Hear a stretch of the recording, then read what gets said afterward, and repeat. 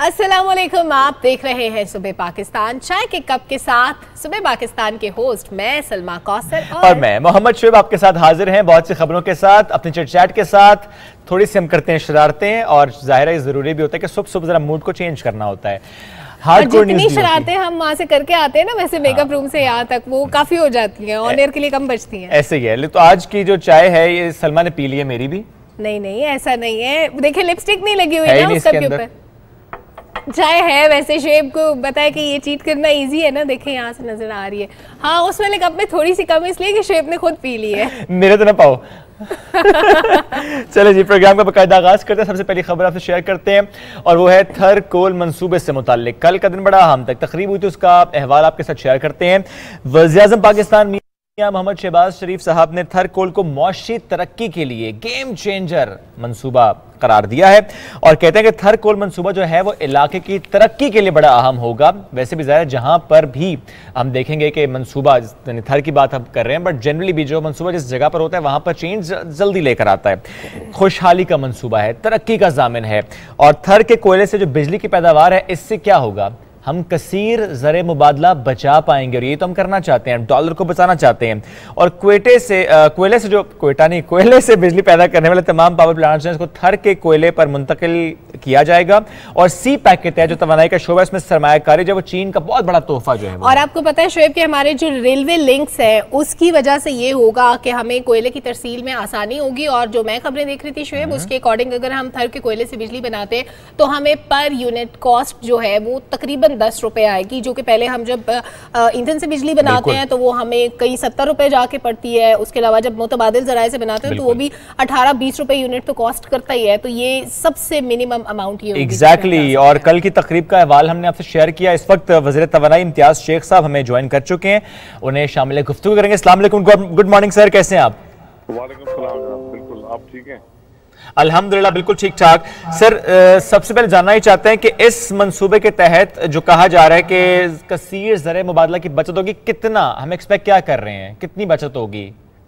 देखिए जी, ये जो कल फंक्शन हुआ या इससे पहले भी हुकूमत सिंध इस पे कोशिश करती रही। और मतलब ये 1991 से सफर शुरू हुआ था जब ये जियोलॉजिकल सर्वे ऑफ पाकिस्तान ने बनाया था। फिर 96 में मोहतरमा बेनज़ीर भुट्टो साहबा ने शहीद ने इसका ग्राउंड ब्रेकिंग की। फिर आगे चलता रहा। फिर आसिफ अली जरदारी साहब, मियां नवाज शरीफ साहब, और मतलब इस तरह कल बिलावल भुट्टो जरदारी साहब और वजीर आजम साहब ने मिलकर एक जो बिजली घरों के इफ्तिताह का सिलसिला है वो चल पड़ा है। और ये बहुत बड़ा मतलब जखीरा है जो कि पाकिस्तान की एक दौलत है, बस एक मतलब नेचुरल रिसोर्स है जिससे हम बिजली पैदा कर सकते हैं। और ये जिस तरह इस वक्त 990 मेगावाट बिजली जो है इस वक्त वहाँ थर से पैदा हो रही है। और यहाँ बहुत बड़ा स्कोप है, कई हजार, एक बल्कि कहा जाता है कि 1 लाख अगर मेगावाट बिजली पैदा हो तो कई 100 साल तक चल सकती है। और ज़खायर 185 बिलियन मेट्रिक टन है। तो ये मैं समझता हूँ कि पाकिस्तान के लिए एक नेमत है और इस पर हम तेजी से जा रहे हैं। और मौजूदा जो इत्तेहादी हुकूमत है, वज़ीर आज़म साहब ने इससे बहुत तेजी से काम शुरू किया है। और ट्रेन का जो पटड़ी है उसकी भी मतलब उस पर भी काम शुरू हो गया कि इसको कोयले को बाहर निकाला जाए। तो ये एक पाकिस्तान का एक सोर्स ऑफ एनर्जी है और पाकिस्तान का सोर्स ऑफ सिक्योरिटी जो मुल्क को चाहिए थी वो उससे हम हासिल कर सकेंगे। बिलाशुबा सर, ये बहुत बड़ा मंसूबा होगा। थर के हवाले से जब भी हम सुनते थे माजी में तो लोगों के जहनों में ये इंप्रेशन होता था कि थर एक ऐसा इलाका है जहाँ बारिशें नहीं होती, सहरा है। लेकिन ये कुदरती वसाइल से इतना माला माल इलाका है। थर का जो कोयला है वो ज़्यादा सोर्स ऑफ एनर्जी भी होगा हमारे लिए आने वाले वक्त में। अगर हम इसकी पर यूनिट कॉस्ट को कंपेयर करें, जैसे बादल जराए से बिजली बनाते थे, फर्नेस ऑयल से बनाते थे, पन बिजली बनाते थे, उसके मुकाबले में इससे बिजली बनाने में हमें पैसे कितने बचेंगे, वक्त कितना बचेगा और एंड यूजर को कितने पैसों में बिजली मिल सकेगी? जो पहला सवाल आपका था ना कि कितना बचेगा, तकरीबन $2 बिलियन जो मौजूदा कोयले की कीमत है, कंपनी जो ऑयल की कीमत है, उस हवाले से इस वक्त एक साल में $2 बिलियन की सेविंग इस वक्त हो सकती है। जो अभी तो शुरुआत है, अभी शुरू है अभी ये। और जो कोयले की कीमत की पर यूनिट कॉस्ट आपने की, इस वक्त में जो फर्नेस ऑयल वगैरह से या इम्पोर्टेड कोल से अपना कोयले से बिजली मिलती है वो तकरीबन 37 रुपए के पर यूनिट के हिसाब से, किलोवाट पर आवर के हिसाब से मिलती है।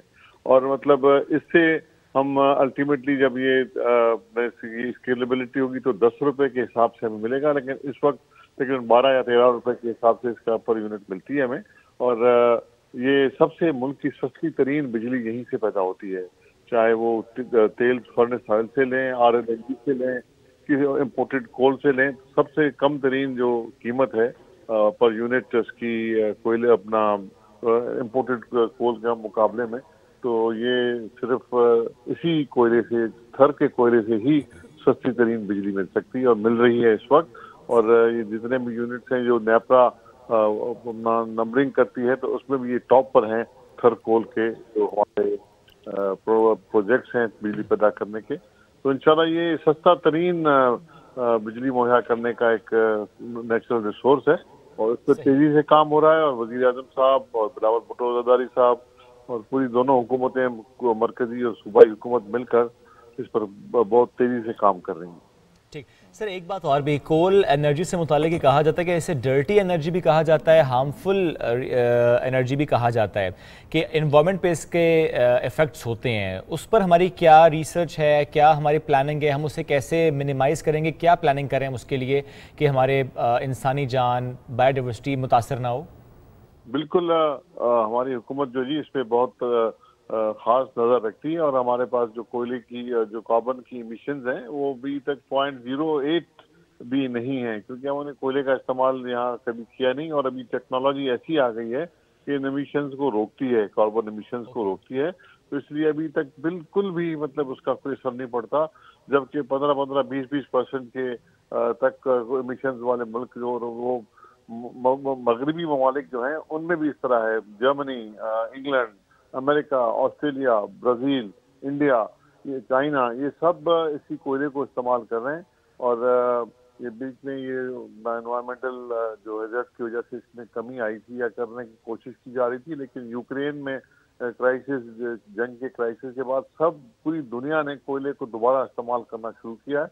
लेकिन इसके साथ साथ हम ग्रीन एनर्जी की तरफ भी जा रहे हैं। यहाँ विंड सिंध में जो है विंड पावर का भी तकरीबन 50,000 मेगावाट पैदा करने की सलाहियत है विंड कॉरिडोर में। सोलर पे भी बहुत तेजी से काम हो रहा है। फेडरल गवर्नमेंट भी, अपना प्राइम मिनिस्टर साहब भी इस पे अपना 10,000 मेगावाट कॉरिडोर पे लगाने की बात कर रहे हैं। तो मतलब उसको अल्टीमेटली उसको रोका जाएगा, कम किया जाएगा ताकि एनवायरमेंटल हैजर्ड्स ना हो। दरख्त तकरीबन 1 मिलियन दरख्त यहाँ अपना थर में लगाए गए हैं इसको मिटिगेट करने के लिए कार्बन एमिशंस को। तो ये जो बाकी जराए हैं उसको एमिशंस को रोकने के लिए वो भी हम साथ साथ कर रहे हैं और ग्रीन एनर्जी पे भी काम हो रहा है। लेकिन हमें बेस लोड चाहिए होता है। बेस लोड या फिर तेल से मिले, फर्नेस ऑयल से, इम्पोर्टेड कोल से, RLNG से। तो मतलब जो बेस लोड हमने इस्तेमाल करना ही है तो मतलब फिर अपना कोयला हम इस्तेमाल क्यों ना करें। नेशनल इंटरेस्ट में है, हम करना चाहिए हमें, क्योंकि हमें डॉलर बचाने हैं और इंडिजिनियस सोर्स ऑफ एनर्जी है। तो मैं समझता हूँ कि ये जो एक प्रोपोगंडा किया जाता है कि मतलब ये खराब करेगा माहौल और पाकिस्तान उस लिस्ट में ही नहीं आता कि जहाँ ये कार्बन एमिशन से अपना एनवायरमेंटल हैजर्ड पैदा हो। अच्छा सर, चाइना के साथ हम बहुत सी चीज़ों में कोलैबोरेट कर रहे हैं CPEC के तहत। एनर्जी सेक्टर में स्पेशली चाइना सरमायाकारी कर रहा है। तो इस स्पेसिफिक प्रोजेक्ट को अगर देखें तो CPEC का शेयर कितना है, चाइना की तरफ से इन्वेस्टमेंट है इसमें? बिल्कुल जी, CPEC प्रोजेक्ट्स ही हैं ये जो थर में बिजली के कोयले के साथ चल रहे हैं। ये CPEC के प्रोजेक्ट्स हैं और CPEC इसमें इन्वेस्टमेंट बिल्कुल कर रहा है। और ये माइनिंग में भी CPEC के अपना मदद शामिल है और बिजली घरों में भी है। और चाइनीज गवर्नमेंट के हम शुक्रगुजार हैं चाइना के लोगों के कि उन्होंने हमारी इसमें मदद की है। और CPEC के प्रोजेक्ट्स में बिजली घरों की जो तामीर है उसमें बहुत बड़ा हाथ CPEC की मदद का है। CPEC पे इनके प्रोजेक्ट्स को इंक्लूड किया गया है, तो वो उस वजह से हम मतलब इसमें कर पा रहे हैं। और बहुत तेजी के साथ इसमें 330 मेगावाट का इंशाल्लाह दिसंबर में एक प्लांट आना है, वो भी CPEC का प्रोजेक्ट है।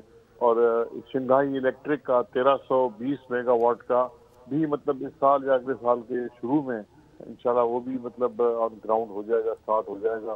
तो मतलब तकरीबन 2,500 मेगावाट बिजली जो है वो नेशनल ग्रिड को थर देगा, सस्ती तरीन बिजली। तो मैं समझता हूँ कि ये थर का बहुत रोल है और सीपैक का इसमें डेफिनेटली रोल है। और हम शुक्रगुजार हैं इनके, चाइनीज गवर्नमेंट के, चाइनीज भाइयों के, जिन्होंने हमारी हमेशा मदद की। ठीक सर, कोल के अलावा अगर हम बात करना चाहें तो इस वक्त पाकिस्तान में किसी और जगह पर माइनिंग हो रही है? एनर्जी रिसोर्सेज के हवाले से बात करूं, तेल की तलाश की बात करूं, गैस के ज़खायर की बात करूं, कहीं और माइनिंग हो रही है, तलाश जारी है? देखिए जी, पूरे मुल्क में ये सिलसिला जारी होता है और केपी में भी मतलब गैस और तेल के ज़खायर मिले हैं, वहाँ भी हो रहा है। गैस बलूचिस्तान सबसे पहले मिली और सिंध को अल्लाह ने इसमें मालामाल किया है। गैस भी यहाँ है, पेट्रोल भी यहाँ निकलता है, यहाँ ऑयल निकलता है सिंध में, और कोयला तो है ही, जिक्र कर रहे हैं। कोयले के और बड़े ज़खायर बिजली घर पैदा करने के हवाले से कहीं नहीं है कि जहाँ बिजली घर पैदा हो। कोयला सप्लाई होता जरूर है बाकी जगहों से बिजली घरों में, और सीमेंट इंडस्ट्री इसको बहुत इस्तेमाल करती है इम्पोर्टेड कोल को। उन्होंने भी हमसे थर कोल मांगा है क्योंकि सस्ता तरीन और जिस क्वांटिटी में यहाँ है वो पाकिस्तान में कहीं भी नहीं है। बाकी लोकल इस्तेमाल के लिए कोयला निकलता है, बलूचिस्तान में निकलता है, सिंध में लाखड़ा में निकलता है, जमपीर में निकलता है, और कुछ जगहें होंगी केपी वगैरह में, वहाँ निकलता है, लेकिन उस तादाद में नहीं है जितना थर में है। और बिजली की पैदावार का कामयाब तजुर्बे यहाँ हो चुके हैं। 990 मेगावाट पैदा हो रही है, नेशनल ग्रिड में बिजली जा रही है, तकरीबन 1500 के करीब और हो जाएगी इस साल के आखिर तक या अगले साल के शुरू तक। और मैं समझता हूँ कि नए प्रोजेक्ट भी आएंगे, और इससे कोयले से सिर्फ ये नहीं बिजली पैदा होती, इससे कोयले से गैस भी पैदा होती है, फर्टिलाइजर्स भी पैदा बनते हैं। तो इंशाल्लाह उस पर भी काम हो रहा है और सिंध गवर्नमेंट ने बहुत तेजी से काम किया है और उस पर तेजी से काम हो रहा है। और अभी एक जो सूरत आ रही है कि जब से ये मौजूदा हुकूमत आई है, यहाँ शहबाज शरीफ साहब प्राइम मिनिस्टर बने हैं, तो उन्होंने बहुत इसमें दिलचस्पी दिखाई है। और तो लाजमी तौर पे सिंध गवर्नमेंट शुरू से ही ये काम अपना इस पे थी। तो बिलावल भुट्टो ज़रदारी साहब की तरफ से भी हमें हिदायत यही है कि इस मसले को, पाकिस्तान के एनर्जी के मसले को हल किया जाए। तो सिंध अपना पार्ट करेगा और ये पाकिस्तान की नेशनल इंटरेस्ट में इंशाल्लाह तमाम जो वसाइल हैं वो पाकिस्तान के अवाम के लिए हैं और उनको इस्तेमाल किया जाएगा। बिल्कुल ठीक है सर। लास्टली एक और सवाल, क्योंकि अब सर्दियों का आगाज़ हो रहा है, तो शहर हों या देहात जहाँ जहाँ पर गैस सप्लाई होती है, बिकॉज लोग ये सवाल भी करते हैं कि क्या इस बार सर्दियों में गैस की लोड शेडिंग तो नहीं होगी, तो इस हवाले से अगर आप कुछ बता सकें। देखिए, पाकिस्तान की तकरीबन 64% गैस सिंध में पैदा होती है और आप यहाँ से फिर पूरे मुल्क को भी जाती है, तमाम इलाकों को। लेकिन जो नए कौमी ज़खायर हैं हमारे गैस के, वो पूरे मुल्क में ही मतलब कम होते जा रहे हैं और मतलब नई गैस से कोई बड़ा जखीरा नहीं मिला, तो फिर ये RLNG वगैरह इम्पोर्ट करनी पड़ती है। तो यहाँ से गैस तो अपनी जगह मौजूद है सिंध में, या सिंध से जो गैस जाती है दूसरे सूबों को, लेकिन बाहर से मंगाने वाला जो मतलब इम्पोर्ट करने का है RLNG वगैरह, वो फेडरल गवर्नमेंट करती है, उस पर कोशिशें हो रही हैं। लेकिन इंडिया इतना काम सर हो गया है कि अभी जो सर्दियों का आगाज हो रहा है, कहीं पर लोड शेडिंग तो नहीं होगी? देखें जी, हम पूरे मुल्क में गैस की जरूरियात पूरी करने के लिए RLNG इम्पोर्ट करते हैं। तो वो इम्पोर्ट पूरी दुनिया में इस वक्त प्रॉब्लम है, ये जो यूक्रेन वॉर की वजह से यूरोप पूरा क्राइसिस में है, यूरोप में नहीं हो रही।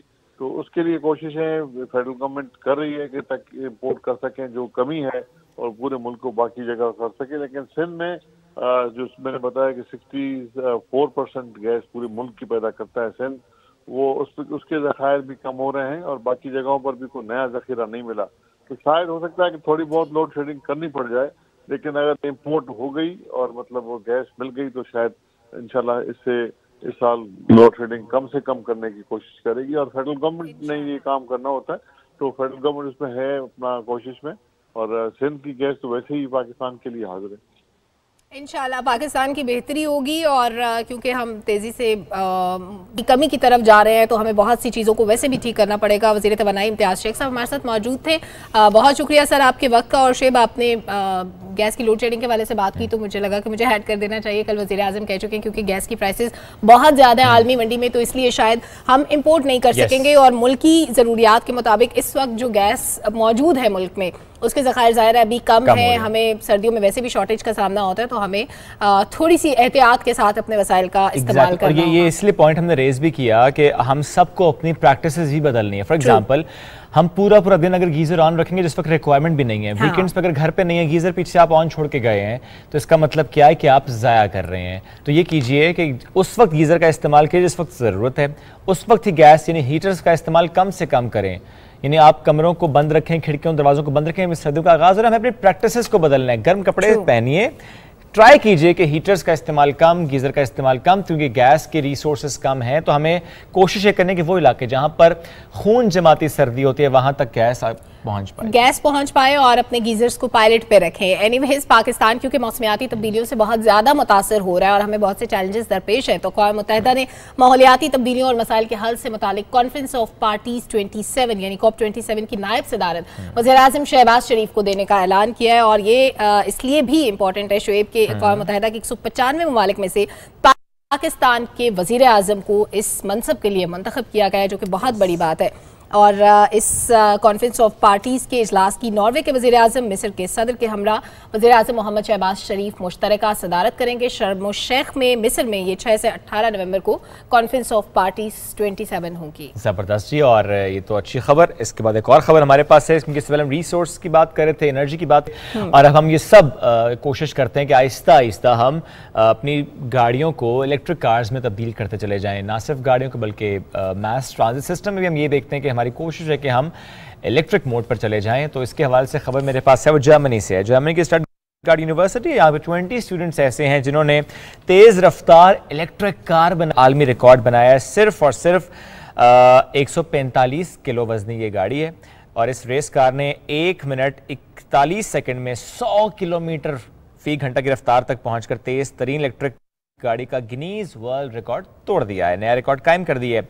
और कुछ टेक्निकल इश्यूज हैं जिसकी वजह से जो स्टूडेंट्स हैं उन्होंने सितंबर का पहला टेस्ट जो मुलतवी किया था, अब दोबारा कोशिश की गई और स्टूडेंट्स ने टीम की जो टीम है उन्होंने अपना नाम Guinness book of world record में दर्ज करा लिया है। तो ये देखिए, एक तरफ हम ईवीएम की तरफ मुंतकिल और एक तरफ इतनी ज़बरदस्त खबर कि वो तेज़ तरीन इलेक्ट्रिक कार भी उन्होंने बना ली। अगेन एनवायरनमेंट प्रोटेक्शन की बात हो रही है, तो यूनाइटेड नेशंस का जो डेवलपमेंट प्रोग्राम है उसने जनाब आफात से महफूज पाकी तामीर का अज़्म जाहिर किया है। दैट इज़ वेरी इंपॉर्टेंट, क्योंकि आफात आ रही है तो अक़वाम मुत्तहिदा के तरक्याती प्रोग्राम ने ये कहा है कि पाकिस्तान वो ममालिक जो अफेक्टेड हैं, जो इस वक्त सैलाब की तरह बहुत सी मुश्किलात का शिकार है, उनमें 8वें नंबर पे मौजूद है, जो शदीद मौसम के खतरात से सबसे ज़्यादा दो चार है। कहीं पे तूफान आ रहे हैं, कहीं पे बारिशें बहुत हो रही हैं, कहीं पे सैलाब आ रहे हैं। तो अक़वाम मुत्तहिदा का एक प्रोजेक्ट है जिसके तहत ये तामीर नौ का काम किया जाएगा। वो ममालिक जो इस वक्त मौसमी असरात की वजह से मुतासर हैं, वहाँ पर UNDP ने कहा है कि हम कम्यूनिटीज़ को मज़ीद बाख्तियार बनाने के लिए काम कर रहे हैं, ताकि वो बर्फ़ानी झीलों के फटने वाले के बाद जो सैलाब पैदा होता है पानी की वजह से, और इसके अलावा मौसमियाती तब्दीलियों के असरात से मुंसलिक जितने भी खतरात होते हैं उसकी निशानदही और उसका इंतजाम करें। आफात के खतरे को कम करने के लिए अवामी खदमात को मजबूत करें और कम्युनिटी की तैयारी और आफात से निपटने की सलाहियत को बेहतर बनाएं। और शुएब, ये इसलिए भी ज़रूरी है कि पाकिस्तान इससे पहले अक़वाम मुत्तहिदा में डिमांड कर चुका है कि हमें एक ऐसा प्लान ऑफ एक्शन दें जिस पर वो ममालिक अमल करें जो इस वक्त मुख्तलिफ मुश्किलात से दो चार हैं या जहाँ पे मौसमियाती तब्दीलियों के असरात बहुत ज़्यादा है। असल में एक तरफ देखें, हम ग्लोबल चैलेंजेस की बात करते हैं, उनसे निपटने की बात करते हैं, और हम कहते हैं कि हम सबको मिलकर ये करना है। वो डेवलप्ड नेशंस हों, डेवलपिंग नेशंस हो, अंडर डेवलप्ड हों, रीजनल लेवल पर हों, ग्लोबल सतह पर हों, हम सबको कोशिश करनी है कि हम ग्लोबल चैलेंजेस से निपटने के लिए अपना रोल प्ले कर सकें। लेकिन इसके बिल्कुल बरक्स, जिस मुल्क की मैं बात करने वाला हूं, जिन हालात का जिक्र करने वाला हूं, वो देखकर सुनकर इंसान ये सोचने पर मजबूर होता है कि एक तरफ पूरी दुनिया क्या बात कर रही है, किस तरह चैलेंजेस से निपटने के लिए कोशिश करे, वो चाहे इकोनॉमिक चैलेंजेस ही क्यों ना हो, लेकिन ये मुल्क ऐसा है जो कि बिल्कुल किसी और रविश पर चल रहा है। मैं बात इंडिया की करने वाला हूं। भारत में क्या हो रहा है? दारुल हुकूमत नई दिल्ली, और यहाँ का एक ऐसा मंजर हमारे सामने आया, एक मजमा इकट्ठा हुआ, हल्फ लिया गया। क्या हल्फ लिया गया? आप मुसलमानों की दुकानों से खरीदारी नहीं करेंगे, मुसलमानों का बॉयकॉट करेंगे, मुसलमान ताजिर का बॉयकॉट करेंगे। यानी ये है वो भारत जिसका हम वो चेहरा आपको दिखा रहे हैं। ये हो क्यों रहा है? चूंकि हिंदू इंतहा पसंद जमात है BJP, और वो उनके एक रुकन पार्लियामेंट ने परवेज सिंह वर्मा, उन्होंने हिंदुओं को ये कहा है कि मुसलमानों का मौशी बायकॉट कीजिए। और ये खबर सुनने के बाद शुएब मुझे 1857 के बाद के हालात याद आ गए, जो कि मुसलमानों के साथ यही होता था। और जिस तरह नेहरू और गांधी जिस भारत की बात करते थे, हमें तो वो भारत नजर नहीं आता। बिल्कुल ऐसे ही है। वो कहते हैं जी ना मुसलमानों को मजदूरी दी जाए, ना मुसलमानों से कोई काम लिया जाए, ना उनकी दुकान पर जाया जाए। और सिर्फ कहा नहीं बल्कि हल्फ लिया मजमा इकट्ठा करके। तो ये जो एक सोच परवान चढ़ती चली जा रही है ना मुसलमानों के खिलाफ, वहां पर माइनॉरिटीज के खिलाफ, इसको आलमी बिरादरी को चाहिए नोटिस ले, क्योंकि हम सब मिलकर चैलेंजेस से निपटने की बात करते हैं। बट ये जो इतना बड़ा चैलेंज हमारे साथ है, एक ऐसा बॉम्ब है जो किसी वक्त फट सकता है, उसकी तरफ हमारी निगाह नहीं है। अच्छा, स्पोर्ट्स से भी शुएब कुछ अपडेट्स अगर हम शामिल कर लें। और वंडरफुल खबर ये है कि फीफा वर्ल्ड कप 2022 के लिए पाकिस्तान आर्मी का सिक्योरिटी दस्ता कतर के लिए रवाना हो गया है। और पाकिस्तान आर्मी वर्ल्ड कप 2022 के दौरान कतर हुकूमत को सिक्योरिटी में मावनत भी करेगी। और जो कतर की बात अपनी, कतर ने पाकिस्तान से जो है कहा था कि फीफा वर्ल्ड कप 2022 के लिए आप हमें सिक्योरिटी प्रोवाइड करें, और कल ये दस्ता यहाँ से गया है। तो देखिए पाकिस्तान किस जगह पर सपोर्ट फराहम कर रहा है। हमारे फुटबॉल भी जाते हैं, हमारी सिक्योरिटी भी जाती है, दोनों चीजें जाती हैं। और सिर्फ फुटबॉल के सिक्योरिटी के लिए नहीं गए, पूरे मैचेस की सिक्योरिटी मतलब दोनों चीजें जाती है। पाकिस्तान बहुत सी चीजों में बहुत आगे है।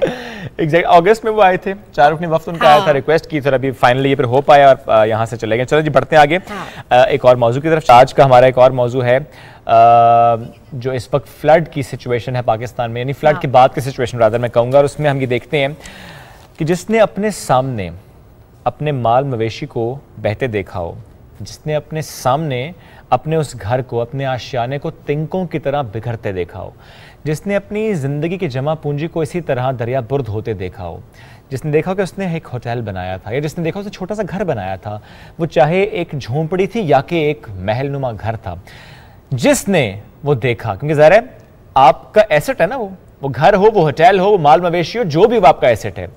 ये तो एक बात, जिसने अपने सामने अपने घर का एक फर्द इस सैलाब से जाते देखा हो, सैलाब ने उसकी जान ले ली हो, वो क्या ज़िंदगी भर उस लम्हे को, उस वाक़े को, उस दिन को भूल पाएगा? नहीं भूल पाएगा। वो जो मेंटल ट्रॉमा है जिससे वो गुजर रहा है, वो शायद ज़िंदगी भर उससे गुजरेगा।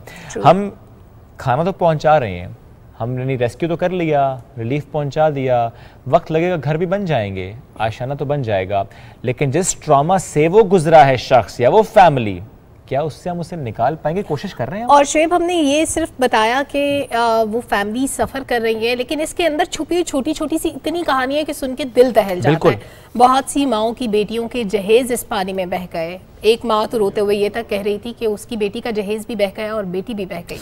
ऐसे भी बच्चे मौजूद थे जिनके वालिदैन बह गए, बहन भाई बह गए, कोई एक फर्द खानदान का जिंदा बचा और बाकी पूरा खानदान पानी में बह गया। तो इस मेंटल ट्रॉमा से गुजरने के बाद जिंदगी की तरफ वापस आने में बहुत वक्त लगता है। शायद कई दहाइयों तक भी इन वाकयात के जहनी असरात ख़त्म नहीं होते, कम नहीं होते, और ये दर्द वक्त के साथ साथ बढ़ता रहता है। क्योंकि जब एक हादसा हो जाता है ना, उस वक्त तो बंदा शौक की हालत में होता है, उस वक्त तो वो उस चीज़ से किसी ना किसी तरह शायद वो डील कर लेता है, क्योंकि लोग आपके आसपास जमा होते हैं, आपको बहुत हौसला अफजाई कर रहे होते हैं आपकी। लेकिन वक्त गुजरने के साथ साथ एक एक दिन गुजरने के बाद आपको पता लगता है कि आपके साथ हुआ क्या है, आपके साथ जो हादसा हुआ वो आने वाले कितने वक्त तक आपके साथ रहेगा। तो आज इस सूरत हाल से उन बहन भाइयों को निकालने के लिए हम अपने माशरे को कैसे ट्रेन करें, अपने लोगों को कैसे ट्रेन करें, इस पर बात करने के लिए हमने डॉक्टर रिजवान ताज साहब को हमारे स्टूडियोज में मौजूद हैं। अस्सलाम वालेकुम सर, कैसे हैं आप? शुक्रिया सर, बहुत शुक्रिया आपके आने का। जो मामला हम डिस्कस करना चाह रहे हैं सर, कि एक ऐसा शख्स या एक ऐसी फैमिली जो खुले आसमान तले बैठी है, कई दिनों से बैठी होगी, अभी भी घर बना नहीं होगा, उसने अपने सामने बहुत कुछ खोते देखा है, वो किस कैफियत से गुजर रहा है इस वक्त? देखें, ये सैलाब का सिलसिला काफ़ी हफ्तों से जारी है और बदकिस्मती से ये उन इलाकों में ज़्यादा इसने असर किया जहाँ पे ऑलरेडी गुर्बत बहुत थी और छोटे गांव थे और उनकी महदूद वसाइल थे और उस पर वो गुजारा करते थे, उनका गुज़र बसर होता था। और जब ये सैलाब आया तो सब कुछ बहा के ले गया, उनकी उम्मीदें, उनकी वसाइल, उनकी घरों के अफराद की जानें, सब कुछ बहा के ले गया। तो ये वो लोग हैं जो वाकई हमारी हमदर्दी के मुस्तहिक हैं, बिल्कुल वाकई हमारी मदद के मुस्तहिक हैं। सर, क्या हमारी हमदर्दी काफ़ी है इन लोगों के लिए या हमें कुछ और भी करना है? नहीं, मैं वही बात कर रहा हूँ कि हमें हमारी हर तरह की मदद के मुस्तहिक हैं। सिर्फ हमदर्दी एक पार्ट है उसका, और वो भी ज़रूरी पार्ट है। तो इसलिए मैं समझता हूँ कि पूरी कौम को इस वक्त अपने कंट्रीब्यूशन करनी चाहिए, हम हुकूमत पर नहीं छोड़ना चाहिए हर चीज़। हर लेवल पर हर इंसान अपनी कंट्रीब्यूशन करे, चाहे वो गरीब हो अमीर हो, जो हिफाजत से है, जो अपने घर में बैठा हुआ है, और जो थोड़ा सा भी कंट्रीब्यूट कर सकता है वो करे और इन लोगों की मदद करे। यही चीज़ हमने ज़लज़ले में देखी थी कि पाकिस्तानी कौम एकदम सामने आई थी और उसने अपना सही चेहरा दिखाया था। और ये वक्त है कि ये हम जो टीवी पे तस्वीरें देखते हैं, सारा वक्त देखते हैं, और हम तो ये अंदाज़ा घर में बैठ के लगा ही नहीं सकते कि उन पर कितना दबाव है, ज़हनी दबाव है, और कितने उनकी वो अपने मुस्तकबिल के बारे में कितने ज़्यादा परेशान हैं। और हमें उनकी मदद करनी चाहिए, चाहे जितनी भी हम कर लें, थोड़ी सी मदद भी कर सकें, ज़्यादा भी कर सकें, आपके जितने वसाइल हों, हर एक इंसान को अपनी लेवल पे बिल्कुल सही बात हर तरह से कंट्रीब्यूट करना चाहिए। लेकिन सर मैं जानना ही चाहता हूँ कि वो लोग इस वक्त क्या फील कर रहे होंगे। ये मैं इसलिए बात करूँ ताकि हम लोगों को बता सकें, समझा सकें कि वो किस फेज से गुजर रहे हैं। उनको क्या रात को नींद आती होगी? अगर उनके सामने खाना रखा जाए, उनके फैमिली मेम्बर साथ ना हो, जो खो गया, जो चला गया, वो ना हो, उसकी याद हो, वो खा पाएगा, वो नहीं खा पाएगा? किस फेज से वो शख्स गुजर रहा होगा? अभी जो इस वक्त फेज़ है वो शॉक की फेज़ है, जो आपने जिक्र किया ना, कि उनको तो अभी समझ ही नहीं आ रही उनके साथ हुआ क्या है।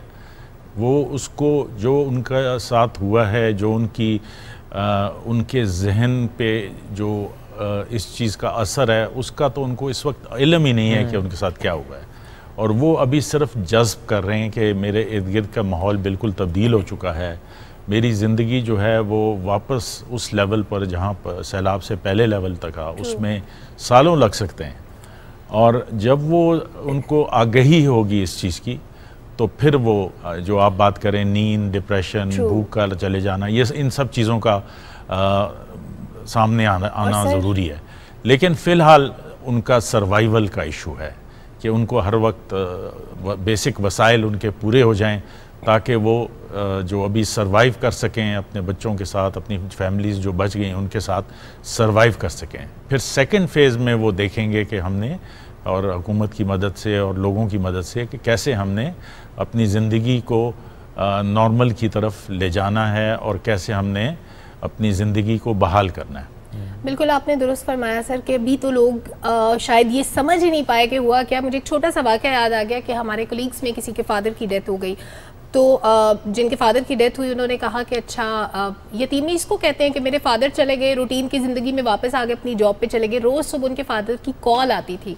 जब वो कॉल ना आनी शुरू हुई तो उस शख्स ने कहा कि अब मुझे पता चला कि यतीमी क्या होती है। वो लोग जिनके घर बाहर चले गए, वक्ती तौर पे उनको खैमे मिल गए, खुराक मिल गई, 2-4 लोग हमदर्दी के लिए आ गए, वो वक्त तो गुजर गया। असल काम उसके बाद शुरू होता है। सर कुछ चीज़ें हम टेलीविज़न पे दिखाते हैं अवेयरनेस क्रिएट करने के लिए, लेकिन होता क्या है कि वो शख्स भी देख रहा है जिसका घर बार लुट गया, वो शख्स भी देख रहा है जिसने मदद करनी है। दो लोगों के जहनों पे मुख्तलिफ इम्पैक्ट होगा। क्या वो चीज़ें दिखाई जानी चाहिए या उसको मॉडिफाई करने की ज़रूरत है?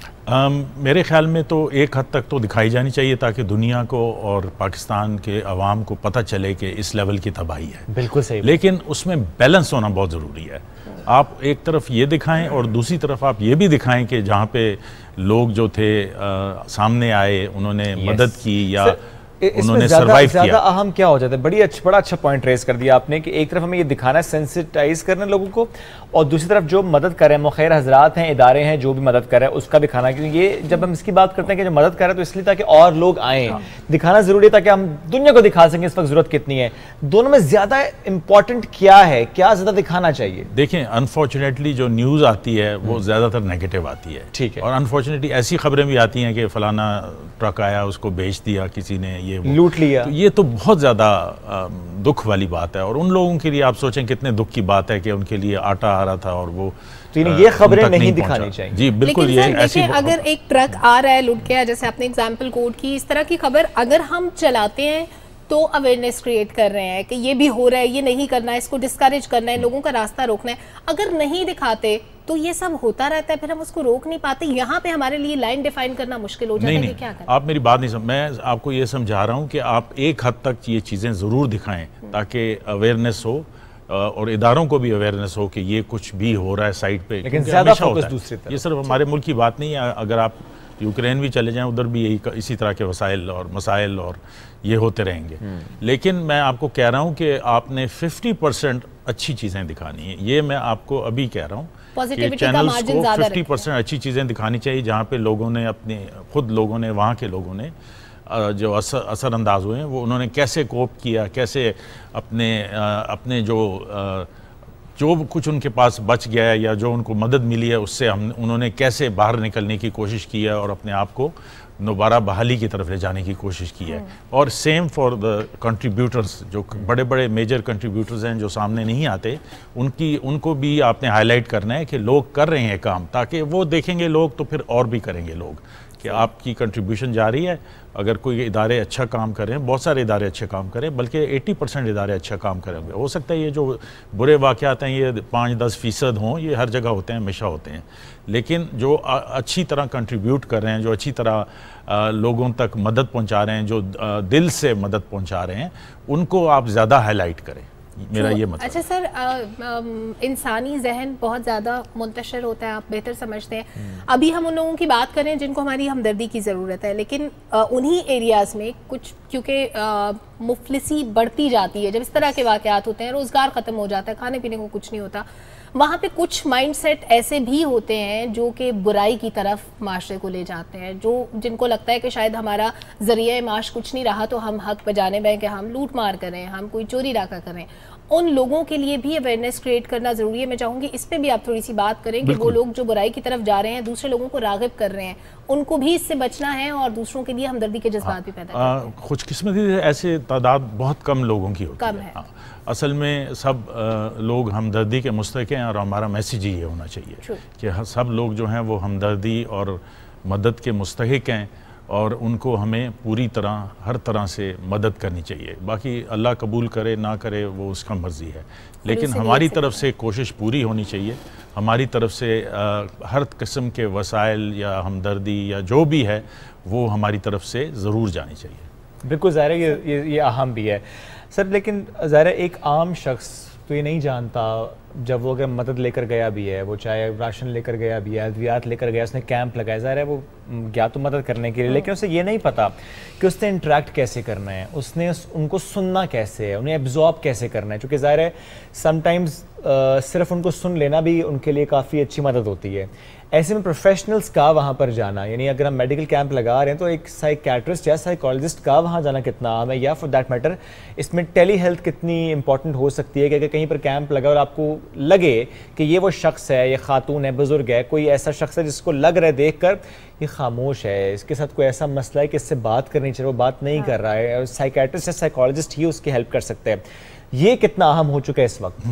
देखिए, हमने जब कैंप पिम्स की तरफ से, मिनिस्ट्री ऑफ हेल्थ की तरफ से लगाए तो हमने देखा कि बहुत सारे लोग आके कंप्लेंट्स कर रहे हैं और वो जिस्मानी कंप्लेंट्स कर रहे हैं, लेकिन ज़्यादातर को जिस्मानी बीमारी नहीं थी और ये उनके डिस्ट्रेस का इजहार था, उनकी तकलीफ़, जहनी तकलीफ़ का इजहार था कि वो जिस्मानी तकलीफ़ों के ज़रिए अपने डिस्ट्रेस का इजहार कर रहे थे। तो जो आप बात कर रहे हैं बिल्कुल उसको डीब्रीफिंग कहते हैं कि बेसिकली इस वक्त सिर्फ ये करना है कि जाके उनको सुनना है, उनकी बात, उनसे हमदर्दी से पेश आना है और उनको पता चले कि मेरा दुख बांटने वाला कोई है। तो डेफिनेटली जो इस तरह के जो वफद जा रहे हैं डॉक्टर्स के या जो भी हैं, उनमें एक ज़हनी सेहत का माहिर भी होना ज़रूरी है। बिल्कुल आपने सही फरमाया। इन इलाकों में जो बच्चे हैं उनको खुसूसन तवज्जो की ज़रूरत होती है, क्योंकि वो ज़ाहिर है आंखों के सामने जो वाक़या देखते हैं, APS का वाक़या कितने साल गुजर गए, लेकिन जिन बच्चों ने अपनी आंखों से देखा वो भुला नहीं पाए। तो बच्चों की काउंसलिंग कितनी इंपॉर्टेंट है, उसके लिए क्या करें? इसमें जो बच्चे हैं ना वो बहुत ज़्यादा अफेक्ट होते हैं, उनकी छोटी सी दुनिया होती है, एक छोटा सा घर होता है, छोटे से एरिया में वो खेलते हैं, उनके दोस्त होते हैं, उनका करीबी स्कूल होता है, तो उनकी लाइफ तो बिल्कुल ऊपर नीचे हो जाती है। और उनको समझाना, उनसे बात करना, उनको हौसला अफजाई करना, उनको हमदर्दी से पेश आना बहुत ज़रूरी है। और इसमें सिर्फ प्रोफेशनल्स नहीं बल्कि उनके रिश्तेदार भी शामिल हैं, उनके बड़े शामिल, जो उनको सहारा दें, हमदर्दी से पेश आएँ, उनको समझाएं कि ये वक्ती है, कुछ अरसे बाद सब ठीक हो जाएगा, नॉर्मल की तरफ चला जाएगा, ताकि जो वो कंफ्यूज हो जाते हैं कि ये क्या हो गया, अचानक कैसे हो गया, क्यों हमारी ज़िंदगी तब्दील होगी, वो उनके लेवल पर उनकी ज़ुबान में उनको समझाना ज़रूरी है। बिल्कुल ठीक है सर। जनरली हम माशरे में देखते हैं कि हम इमोशनली रोबस्ट नहीं होते। अब उसमें थोड़ा सा ये फैक्टर भी आ जाता है। दूसरा ये कि हमें किसी भी ट्रॉमा के साथ जीना सीखना चाहिए या कि हमें अनलर्न करना चाहिए चीज़ों को? जी बिल्कुल। ट्रॉमा जब होता है तो उसके असरात, जैसे आपने कहा कि महीनों सालों के हिसाब से चल सकते हैं, तो ये इस पॉपुलेशन पर नज़र रखने की ज़रूरत है कि आगे जाके ये जहनी बीमारी में तब्दील तो नहीं हो जाएगा। इस वक्त तो वो डिस्ट्रेस की सिचुएशन में, साइकोलॉजिकल डिस्ट्रेस की सिचुएशन में, तो आगे जाके देखना ज़रूरी है। बहुत सारी जहनी बीमारियां जो यहाँ पे बहुत ज़्यादा ऐसे वाक़यात के बाद बहुत ज़्यादा हो जाती हैं। अब इसको मद्देनज़र रखते हुए कि फ्लड के बाद की सिचुएशन पर हम बात कर रहे हैं, कौन सी ऐसी जहनी बीमारियां हैं चूँकि फ़ौरन तो नहीं आता, अभी तो एक शौक की कैफियत होती है, लेकिन 6 महीने बाद, 8 महीने बाद कौन सी ऐसी बीमारियां हैं जो हमें नज़र आ सकती हैं जिसके लिए हमें तैयार रहना चाहिए? जहनी बीमारियों की बात कर रहा हूँ। जहनी बीमारियों में जो कॉमनेस्ट है वो तो पोस्ट ट्रॉमेटिक स्ट्रेस डिसऑर्डर है, जिसके बारे में जो ख़ास बुरे वाक़यात के बारे में जो किसी किस्म के भी हों उसके बाद पैदा होते हैं, लेकिन वो 2-3 महीने बाद जाके पता चलता है, 3 महीने बाद जाके पता चलता है।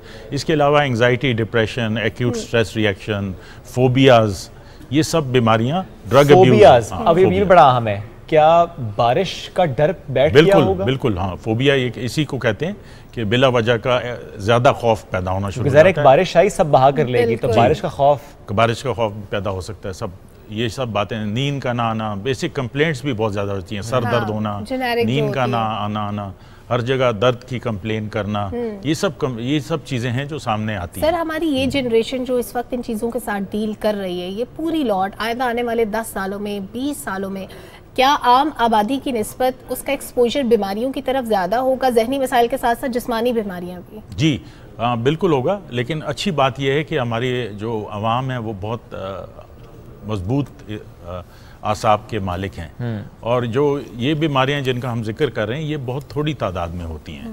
तो लेकिन सर, मैल न्यूट्रिशन का मसला भी तो पेश आता है जब ज़ाहिर है हमें खाना पहुंचाने में शुरू में वो घर जो जिनके पास जलाने की लकड़ी भी नहीं थी, अब वो भी काफ़ी बड़ी तादाद में आबादी थी, उनको हमें कुछ ना कुछ ऐसा खाना फराहम करना पड़ रहा था जो 2-4 दिन वो स्टोर कर सकें, खुश्क चीज़ें।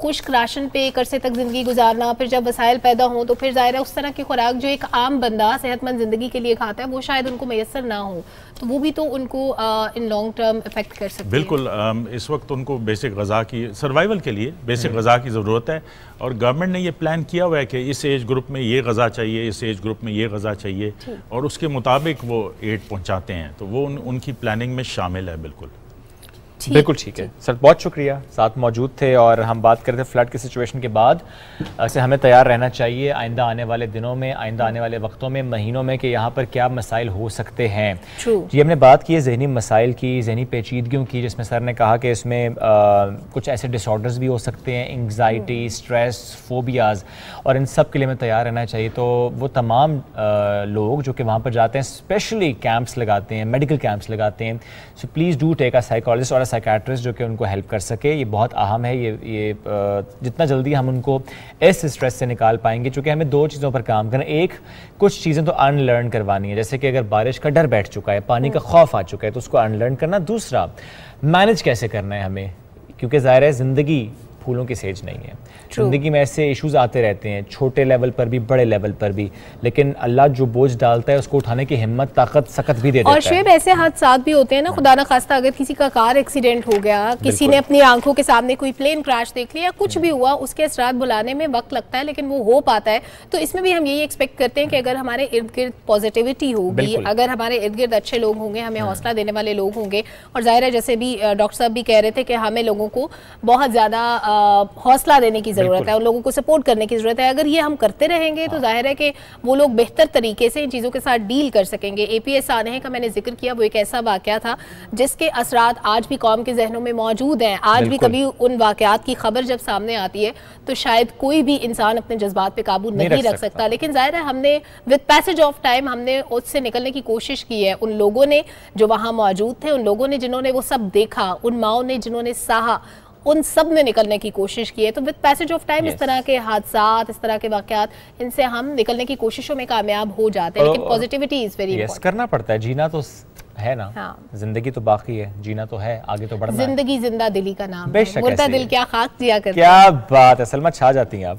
अच्छा, ये तुमने बात सलमा ज़ाहिर मेंटल इश्यूज की है, लेकिन क्यों ना हम थोड़ा सा बात हेल्थ की बात भी करें। फॉर एग्जांपल हम देखते हैं कि फ्लड अफेक्टेड एरियाज में जिस तरह से डेंगू है, मलेरिया है, हैजा है, टाइफॉइड है, बहुत सी और बीमारियां जो कि फैल रही है। तो ऐसे में डेंगू की बात हम जरूर करते हैं, बिकॉज इस वक्त आप किसी को कॉल करें ना, वो जरूर कहेगा जी मेरे या तो मेरे अपने साथ या मेरे फैमिली में या जान पहचान वाले किसी के साथ ये जी डेंगू हो चुका है, डेंगू पॉजिटिव है। हमारी टीम मेंबर मारे, उनके फादर, उनको भी डेंगू हुआ, अल्लाह उन्हें भी सेहत दिला, तमाम लोगों को सेहत दे जी। क्योंकि इसमें हम देखते हैं कि 7-8 दिन तो बहुत ही ज़्यादा टफ होते हैं, बोन ब्रेकर फीवर, और उसके बाद फिर हम देखते हैं वीकनेस बहुत ज़्यादा होती है। तो जिस को भी डेंगू, एक तो ये कि आप अल्लाह आपको सेहत, दूसरा ये कि हम सबको ख्याल रखना है, बाहर निकलें तो ऐसे लोशंस लगाएं, रिपेलेंट्स लगाएं कि आपको मच्छर ना काटे, बिलखुसूस अर्ली मॉर्निंग और शाम के वक्त, क्योंकि उस वक्त ज़्यादा डेंगू जो है वो उसका ख़तरा होता है। जहाँ पर भी पानी खड़ा है, साफ़ पानी खड़ा है, प्लीज़ उसे क्लियर करें। अब तो मौसम चेंज हो गया, तो कूलर साफ़ करके कहीं पर रख दें ताकि उसमें पानी ना हो। रूम कूलर्स की बात मैं करूँ, लेकिन जो स्टैट्स हैं वो हम शेयर करते हैं। केपी में लास्ट 24 आवर्स के हम बात करें तो 455 अफराद में डेंगू की तस्दीक हुई है। इसके बाद सुबह में मुतासर मरीजों की जो मजमूई तादाद है वो 12,000 से तजावुज़ कर गई है। और आप डेंगू के मरीजों की बात बता रहे हैं, काफ़ी सारे मरीज तो आपने शेयर कर भी दिए हैं। सिंध में, पंजाब में, पंजाब की अगर बात करें तो 24 घंटों के दौरान 280 मरीज रिपोर्ट हुए हैं। और केपी का आपने बताया कि 12,000 से ज़्यादा तादाद हो गई है। सूबा सिंध की बात करें, वहाँ पे काफ़ी ज़्यादा केसेस हैं, 235 अफराद डेंगू का शिकार हुए हैं। तो काफ़ी सारे केसेस हैं। बलूचिस्तान में, जो कि बहुत बड़ा रकबा सैलाब की वजह से मुतासर हुआ था, वहाँ पे 3,948 यानी तकरीबन 4,000 केसेस हैं। तो डेंगू से बचने के लिए हमें अपने घरों के बाहर एक तो जाली का इस्तेमाल करना होगा, दैट इज़ वेरी इंपॉर्टेंट। बंद रखें, कोशिश करें कि ये जो आप ठंडी हवाएं लगवाते हैं, क्योंकि अब मौसम अच्छा हो गया, बेहतर हो गया। एक और चीज़, फैशन करना बंद करें। नहीं, फैशन करना तो चलो ठीक है, लेकिन साथ साथ घर के अंदर महफूज रहने के लिए और भी काम करने थे। देखो, फैशन से नहीं रोक सकते खवातीन को स्पेशली। नहीं, मैं तो लड़कों को भी कहता हूँ फैशन को। मेरा बेटा है वो कहता है उसने पहननी है शॉर्ट्स, मैं कहता हूँ नहीं पुत्र नहीं, हो नहीं शॉर्ट्स। हाँ, पेरेंट्स को बच्चों के कपड़ों की सिलेक्शन में बहुत ज्यादा एहतियात करनी चाहिए। बच्चे जाहिर है खेलते भी हैं, बाहर भी जाते हैं, लेकिन जो मेरे पास कुछ स्पोर्ट्स वाली चीजें भी। अब डेंगू की बात करें, अब बच्चों ने खेलना तो होता ही है, तो ठीक है, पहले लगाए खेलने जाना, फुटबॉल अगर खेलने जाना है तो एहतियाती तदाबीर बहुत जरूरी है। एहतियाती तदाबीर इख्तियार करें। Street child football world cup आज से कतर दोहा में शुरू हो रहा है। इवेंट में शिरकत के लिए पाकिस्तानी टीम जनाब पहले से दोहा में मौजूद है। कौमी फुटबॉलर्स ने ऑक्सीजन पार्क में ट्रेनिंग सेशन किया। Street child football world cup में पाकिस्तान समेत 24 ममालिक की 28 टीमें शामिल हैं। ग्रुप ए में शामिल पाकिस्तानी टीम अपना पहला मैच आज सूडान के खिलाफ खेलेगी। क्या बात है जनाब, जबरदस्त हो गया। अच्छा, कुछ और खबरें हमारे पास हैं और इसमें हांगकांग आपको लेकर चलते हैं। और खबर है कि नायाब गुलाबी हीरा 49.9 मिलियन डॉलर में फरोख्त हुआ है, नया रिकॉर्ड कायम हो रहा है। पैसों का क्या करेंगे वैसे शुएब, इन्होंने क्यों और कैसे खरीदा होगा? मतलब इतना महंगा हीरा, बस देख ले, खरीद लिया उन्होंने। और ये 11.5 कैरेट का है गुलाबी हीरा, नीलामी में फरोख्त हुआ और किसी भी हीरे की सबसे ज्यादा कीमत है, आलमी रिकॉर्ड कायम हुआ है। 11.15 कैरेट का विलियमसन पिंक स्टार हीरा है और 392 मिलियन हांगकांग डॉलर यानी 49.9 मिलियन अमरीकी डॉलर में नीलाम हुआ है। और इससे कबल इस हीरे का जो तखमीना है वो लगाया कहते हैं कि 21 मिलियन डॉलर जो है वो एक्सपेक्ट कर रहे हैं। बहरहाल ये होता ही है कि चूंकि डायमंड्स कम है, हीरे कम है, कीमत ज्यादा। लेकिन एक छोटी सी चीज जायज थी, क्योंकि न्यूज ब्रेक का टाइम होने वाला है, तो खवातीन का T20 एशिया कप, उसमें 2 आज मैच थे। एक तो सुबह 8 बजे शुरू हो गया था बांग्लादेश और यूएई का, और दूसरा मैच पाकिस्तान और श्रीलंका की टीमें 12:30 बजे मद्दे मुकाबिल होंगी। पाकिस्तान, भारत और श्रीलंका की टीमें सेमीफाइनल में पहुंच गई हैं। मैचेस का इंतजार देखते हैं। पाकिस्तान टीम इंशाल्लाह नाम रोशन करके आएगी। भारत को तो हमने हरा दिया ना वैसे इंशाल्लाह। एक ब्रेक की तरफ पढ़ते, न्यूज ब्रेक वापस आएंगे कुछ नए मेहमान और नए मौजूआत के साथ। रहिए सुबह पाकिस्तान के साथ।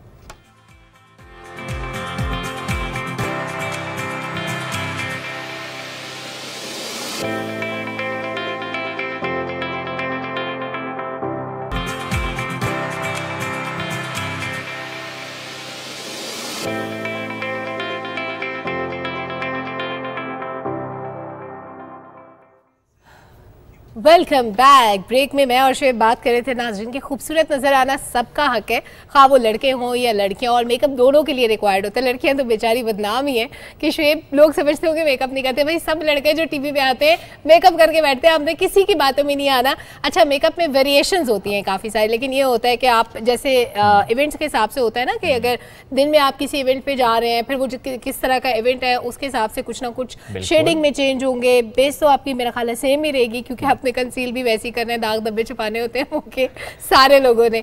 इसी तरह लड़के भी तो किसी दाग में जा रहे धब्बे ना लगवाए ना चेहरे पे।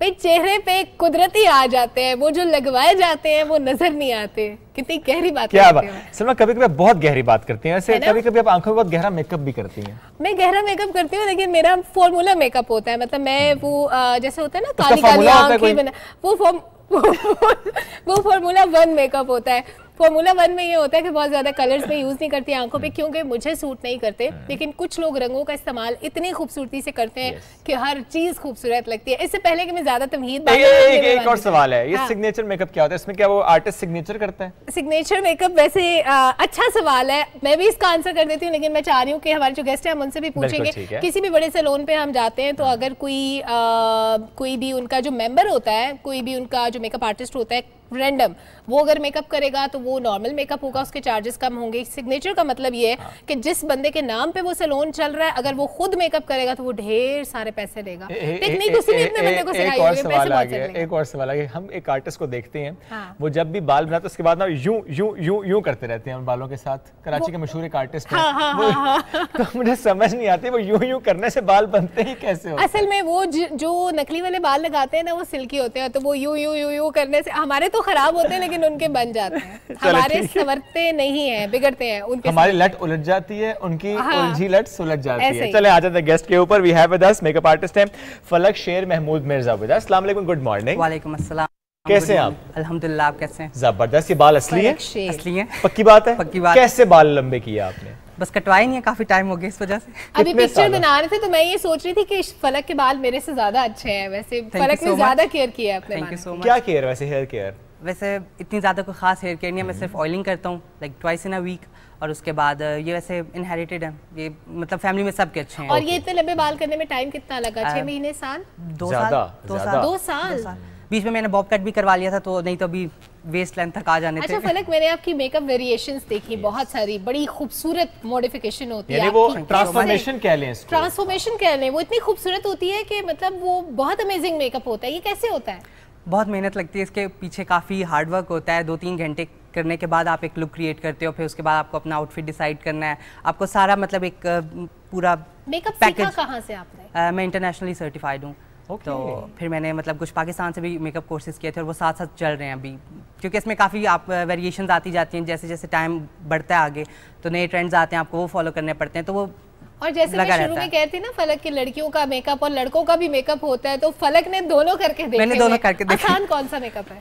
लड़कों का बहुत आसान है, वो तो ऐसे बस है ना, गायब हो जाता है। जरूरत नहीं है, मुंह तो हैंडसम होते हैं वैसे पहले। गोरे चिट्टे दूध भर गए, बस ये मुंह धोया यार लश्कारे मार देने। नहीं भाई, लड़के भी प्रॉपर कंसीलर लगाते हैं, प्राइमर लगाते हैं, बेस लगाते हैं, मस्कारा लगाते हैं, आईब्रोज बनाते हैं, ब्लश ऑन लगाते हैं, सब अच्छा आज हुआ ये कि प्राइमर खत्म हो गया था मेरा, तो मैंने इससे पूछा तुम्हारा प्राइमर है, तो इसने अपना प्राइमर दिया, मैंने प्राइमर लगाया, इसलिए इसने आज बताया कि प्राइमर भी लगाता है। मैं लगाता हूँ प्राइमर, जिसको जो करना करने में लगाता हूं। नहीं, बिल्कुल मुझे ये बात याद भी नहीं थी। मेरे कहने का मकसद ये है कि अलिफ से लेके ये तक सारे का सारा मेकअप लड़के करते हैं। नहीं, मैं मान रहा हूँ, करता हूँ। अब से प्राइमर क्यों जरूरी है? जरा प्राइमर लगाएंगे तो आपकी स्किन एरिया थोड़ा सा कम हो जाता है पीरियड की वजह से ना, वरना सारी चीजें वही लिपस्टिक, ब्लश ऑन, ये वो, लिपस्टिक तो खैर नहीं लगती। लगाते हैं लड़के। शुएब ने नहीं लगाई होगी, लेकिन बाकी लड़के लगाते हैं। चलिए वापस आ जाते हैं फलक पे। फलक, आपने कहा लड़कों का मेकअप आसान होता है, इसने तो बिल्कुल नेगेट किया। इसने कहा जी लड़के भी सब कुछ कर रहे हैं, तो करते हैं ना, करते सब कुछ है, लेकिन उसकी क्वांटिटी बहुत कम होती है, वो मतलब उसमें टाइम इतना कंज्यूम नहीं होता। और अगर यहाँ से ऊपर क्वांटिटी है, सच्ची बात है ना। तो ये कि लड़कियों के लिए काफी मेहनत करनी पड़ती है, वो बड़ा उनको एनहांस करने में टाइम लगता है थोड़ा। बिल्कुल ठीक है।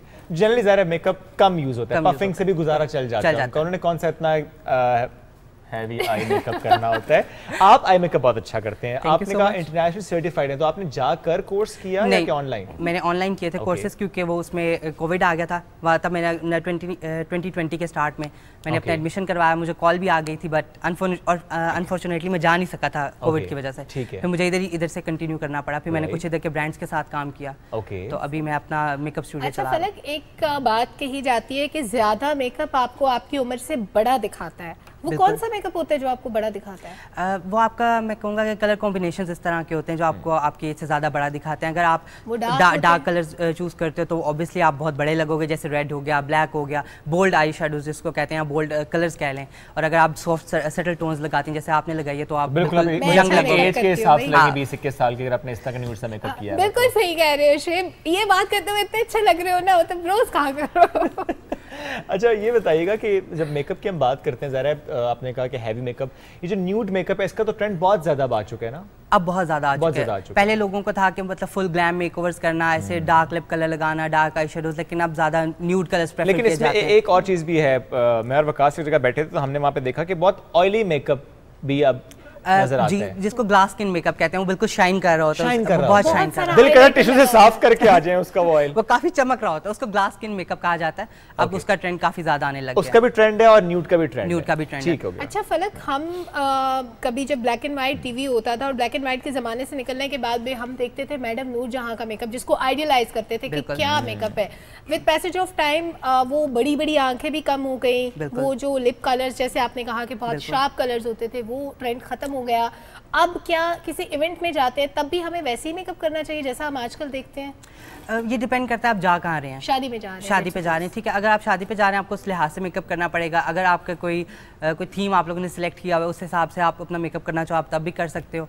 ये आपकी चॉइस पे डिपेंड करता है। और ये भी चॉइसेस होती है कि अगर बहन भाई की शादी है तो मुख्तलिफ होगा, दोस्त की शादी है तो मुख्तलिफ होगा। नहीं, ये तो नहीं कि दोस्त की शादी अगर बारात है उसके लिए डिफरेंट आपका होता है, फिर मेहंदी उसके लिए डिफरेंट आपका मेकअप होगा। अगर आप किसी फैशन शो पे जा रहे हैं उसके लिए टोटली डिफरेंट होगा। ये फिर आपके टेस्ट पे भी डिपेंड करता है आपको पसंद किस तरह का है।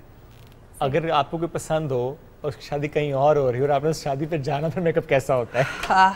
मुश्किल सवाल है। नेक ख्वाहिशात के इजहार के साथ मेकअप होता है। उस पे होता है ना मुंह पे मेकअप नहीं, क्या दिल पे पत्थर रख के मुंह पे मेकअप कर लिया। वो तो ब्रेकअप सॉन्ग था। अच्छा ये बताइएगा, ये आपने मेकअप सीखा क्यों? मेकअप की तरफ शौक कैसे पैदा हुआ? मुझे मेकअप, आर्ट, कलर, ये जितनी भी चीज़ें थी मुझे मतलब बचपन से फैसिनेट करती आई हैं। मैं बचपन से शौकीन था ये ग्लिटर्स का, मतलब कलर से मुझे खेलना वैसे ही पसंद था। तो फिर मैं जब बड़ा हुआ मैंने प्री इंजीनियरिंग की पहले, फिर मैंने प्री इंजीनियरिंग की पहले। और देन फिर मैंने अपनी अम्मा बाबा को मैंने कहा मुझसे नहीं हो पा रहा इंजीनियरिंग, तो आप उन्होंने पूछा तुम क्या करना चाहते हो? देन आई टोल्ड देम के मुझे मेकअप आर्टिस्ट कहा नहीं हो पा रहा। नहीं चले प्री इंजीनियरिंग तो हो गई, मैंने कर ली, मेरा रिजल्ट आने वाला था सेकंड ईयर का। तो देन आई टोल्ड देम के मुझसे अब आगे परसू नहीं हो पाएगा इसको। तो they said okay just chase your dream, जो करना चाहते हो। प्री इंजीनियरिंग के बाद आपने सिर्फ कोर्सेज किए हैं मेकअप? हां, फिर मैंने प्रोफेशनली कोर्सेज किए थे अपने।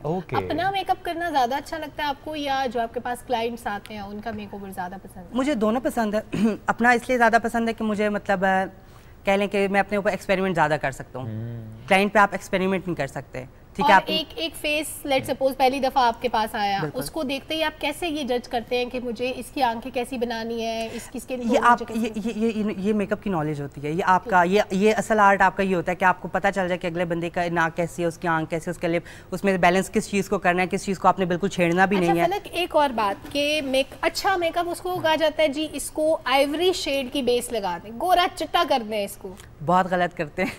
मुझे याद है कि मतलब पहले भी मैं यही सोचा था कि कुछ टाइम पहले तक, और इवन कि अभी भी पाकिस्तान में कोई भी ब्रांड इस तरह का नहीं है। बहुत रेयर ब्रांड्स हैं जो डार्क स्किन टोन के फाउंडेशंस लेके आ रहे हैं। अभी भी आप देखेंगे तो सब लाइट टोन की वो आ रहे होते हैं, तो ये गलत है। जो आपका स्किन टोन है, अब मैं सांवला हूं, मेरा डस्की है मेरा कलर, ठीक है, मैं व्हीटिश कॉम्प्लेक्शन है, मैं वाइट अगर बेस लगाता हूँ या लाइट टोन की हो जाती है वो, मैं ग्रे होने लग जाऊंगा एकदम से, और वो आप बहुत बुरे लगते हो उसमें। तो ये चीज़ें अवॉइड करनी चाहिए। और इसमें ये भी देखते हैं जब आप प्रोडक्ट सिलेक्शन के लिए जाते हैं तो वहाँ पर जो भी सेल्स गर्ल या बॉय है वो भी आपको कहेगा ये एक टोन लाइट लेना। अच्छा, वो यहाँ पे लगाना और यहाँ पे ये दो डिफरेंट चीजें, यहाँ तो स्किन कुछ और है, यहाँ पे कुछ और होती है। आप जब भी अगर अपनी बेस लेने जाते हो, आप ट्राई करते हो, तो आप मेक श्योर कि आप अपने इस एरिया को लगाओ ताकि आपकी वो नेक के साथ मैच करे।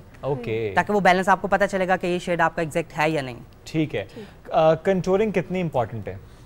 काफ़ी ज़्यादा इंपॉर्टेंट है। अगर तो आपका फेस थोड़ा चबी है, आपको लगता है कि यहाँ पे थोड़ा सा होनी चाहिए कंटूरिंग, फिर आपको डार्क शेड के साथ कंटूर करना पड़ता है। ये फलक ने मुझे देख के कहा है टीवी के लिए तो करना पड़ता है, रियल लाइफ में कितना करना पड़ता है? रियल लाइफ में लाइट भी हो जाए तो इतनी मतलब खास जरूरत नहीं पड़ती रियल लाइफ में। अगर आप नहीं भी करना चाहते इट्स ओके। ओके, क्योंकि अगर कंटूरिंग करेंगे तो शूट तो आपका अच्छा हो जाएगा। हाँ, शूट तो बहुत अच्छा है। फेस आपका स्लिम आ जाएगा। बाद में जब मुंह धो के आएंगे कहेंगे ये एक बाजी कौन है ये बाजी कहाँ से आई है, ये क्या ज़्यादा खा के आई हैं, ठीक है डबल बन कबाब खा के आई हैं। अच्छा, कॉन्टूर लाइंस बड़ी इंपॉर्टेंट होती हैं ना? बिल्कुल। किसी मेकअप आर्टिस्ट के सामने आप बैठे, हमारे तमाम बहन भाइयों से माजरत के साथ, वो आपको यूं कॉन्टूर करेंगे चाहे आपका मुंह गोल चकोर कैसा भी है, यहाँ से 2 लाइनें जा रही होंगी, यहाँ से 2, इज दैट फाइन? या मतलब मुझे लगता है कि अगर आपका राउंड फेस है तो आपका कॉन्टूर ऐसे होना चाहिए। सलमा, हर फेस शेप अलग है, उसके ऊपर हर फेस शेप के ऊपर मेकअप डिफरेंट होगा। अब जैसे अगर आपका मतलब फेस शेप है, जो मेकअप आपको मैं करूँगा वो मैं खुद पे नहीं कर सकता, मैं किसी और पे नहीं कर सकता। ठीक है, अगर किसी का चबी फेस है डेफिनेटली मैं उसको थोड़ा सा उसको मैं इलोंगेट करने के लिए मैं यहाँ से उसके जो ईयर लॉब से यहाँ से लेके मैं यहाँ तक उसको कलर मैं दूंगा। ठीक है, और अगर कोई बिल्कुल जैसे स्लिम फेस है, जिसको ऑलरेडी कॉन्टोर्ड फेस जिसको हम कहते हैं, स्लिम स्मार्ट है, तो शायद हो सकता है मैं उसको कॉन्टोर के लिए हल्का सा एक शेड दे दूँ। मैं ज़्यादा करूँ भी ना, क्योंकि अगर मैं ज़्यादा करूँगा वो ज़्यादा शार्प लगने लग जाएगी। तो आप अकेले ही करते हैं मेकअप या आपके पास टीम है? मेरे पास टीम भी है। और आपका फोकस अपना जो वो अपना मेकअप पे है, लेकिन हेयर के लिए आपने टीम रखी हुई है या हेयर भी आप खुद करते हैं? नहीं, हेयर के लिए मैंने टीम भी रखा है, लेकिन साथ में गाइड करता हूँ। गाइड करता हूँ कि मुझे कैसा चाहिए। अच्छा, एक लड़के के लिए मेकअप की फील्ड ज़रा थोड़ी सी डिफरेंट है और होती है, इतनी एक्सेप्टेंस अब तो आ गए, बट पहले इतनी एक्सेप्टेंस नहीं भी थी। ये चैलेंज रहा आपके लिए? काफ़ी ज़्यादा रहा। मेरी फैमिली को लेके नहीं रहा, मतलब जो अम्मा अब्बा थे, बहन भाई, उनको लेके तो नहीं, लेकिन बाकी जो आस पड़ोस में रहते हैं लोग या सोसाइटी में कह लें, जब सुनते हैं अच्छा ये मेकअप आर्टिस्ट है, अच्छा तो और क्या करते हैं मतलब वो आपको मतलब सोसाइटी एक्सेप्ट ही नहीं करती कि आप एज अ मतलब प्रोफेशन भी इसको लेके आ सकते हो। और फलक, एक सवाल जो श्वेत ने मुझसे किया और मैं आपसे कर रही हूँ कि ये सिग्नेचर मेकअप आर्टिस्ट वाला सीन आपके यहाँ भी होता है? जी होता है, बिल्कुल। एक पहले जूनियर आर्टिस्ट होता है, फिर सीनियर आर्टिस्ट होता है, फिर आपका signature artist. What makes you a senior artist और सिग्नेचर आर्टिस्ट? सिग्नेचर वो होता है जो आपका मतलब सैलून का ओनर है, वो करता है, जो उसके अपने डिफरेंट चार्जेस जिसके नाम पे कस्टमर आ रहा है। और आगे सीनियर आर्टिस्ट आप फिर इस तरह बनते हो, आपके एक्सपीरियंस पे डिपेंड करता है, आप कितने टाइम से उस फील्ड में, आपका एक्सपीरियंस कितना है, इस तरह होता है। अच्छा, हम ये भी देखते हैं कि कुछ आर्टिस्ट, जिस तरह हमने नाम लिए बगैर जिक्र भी किया, आर्टिस्ट का आप समझ तो गए, आप भी समझ गई थी, तो उनका मेकअप नजर आ जाता है। बिल्कुल। आप 10 लड़कियों को अगर उन्होंने तैयार किया, उनके आई मेकअप से ही मालूम हो जाएगा यार ये इसने तैयार किया। लेकिन मुझे जो एतराज हमेशा रहता है कि उनकी मॉडल की लुक हमेशा एक सेम होती है ना, वो एक जैसे फीचर्स की ही लड़कियां लेंगे और फिर उन पे एक जैसे शेड्स होंगे, उनका हेयर स्टाइल एक जैसा नहीं है कहीं मुझे माजरत के साथ ठीक कि एक तरह का मेकअप करना आता है उनको, ये बात है।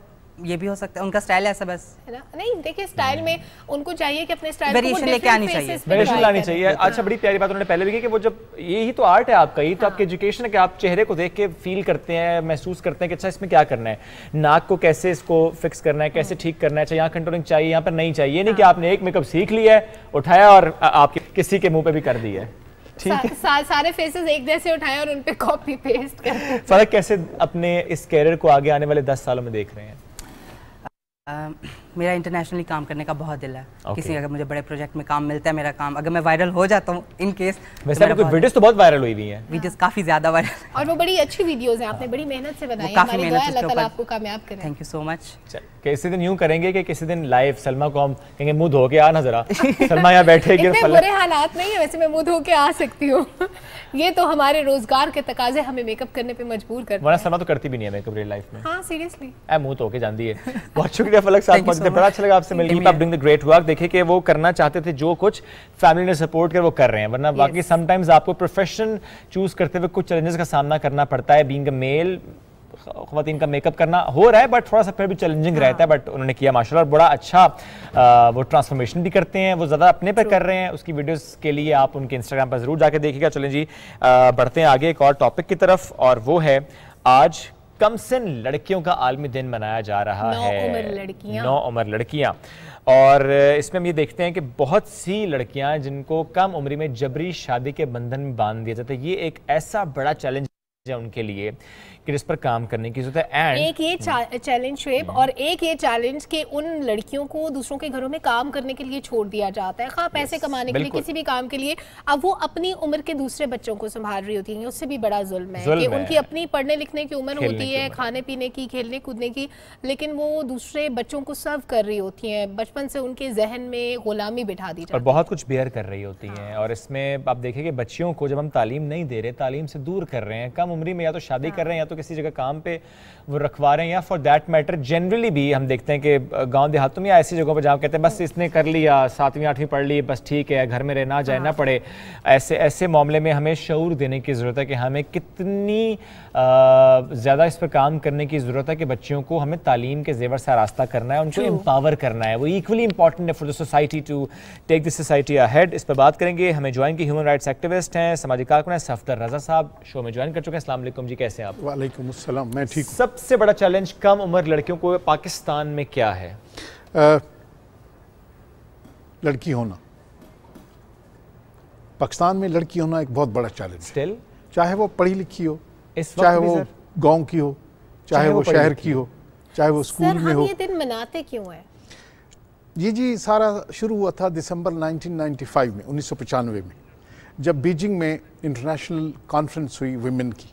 पाकिस्तान में उस वक्त प्राइम मिनिस्टर मोहतरमा बेनज़ीर भुट्टो की हुकूमत थी। अब तो खैर उनका नाम लेना भी दुश्नाम के बराबर हो गया, लेकिन वो एक ग्लोबल लीडर थी विमेन राइट्स के लिए। तो वहाँ पर जो है ये रिज़ॉल्व हुआ कि हमें हर सतह पर ख़वातीन की तरक्की के लिए, ख़वातीन की बराबरी के लिए, ख़वातीन के दुनिया के उनके सही मकाम दिलाने के लिए काम करना है। बिल्कुल ठीक। यहाँ तक कि UN commission on the status of women establish हुआ, और उसकी जब से मीटिंग्स हो रही थी उसमें जो है वो यही बात हो रही थी कि हम इसके लिए क्या करें, और बहुत सारे वो मामलात इस पे कर रहे थे।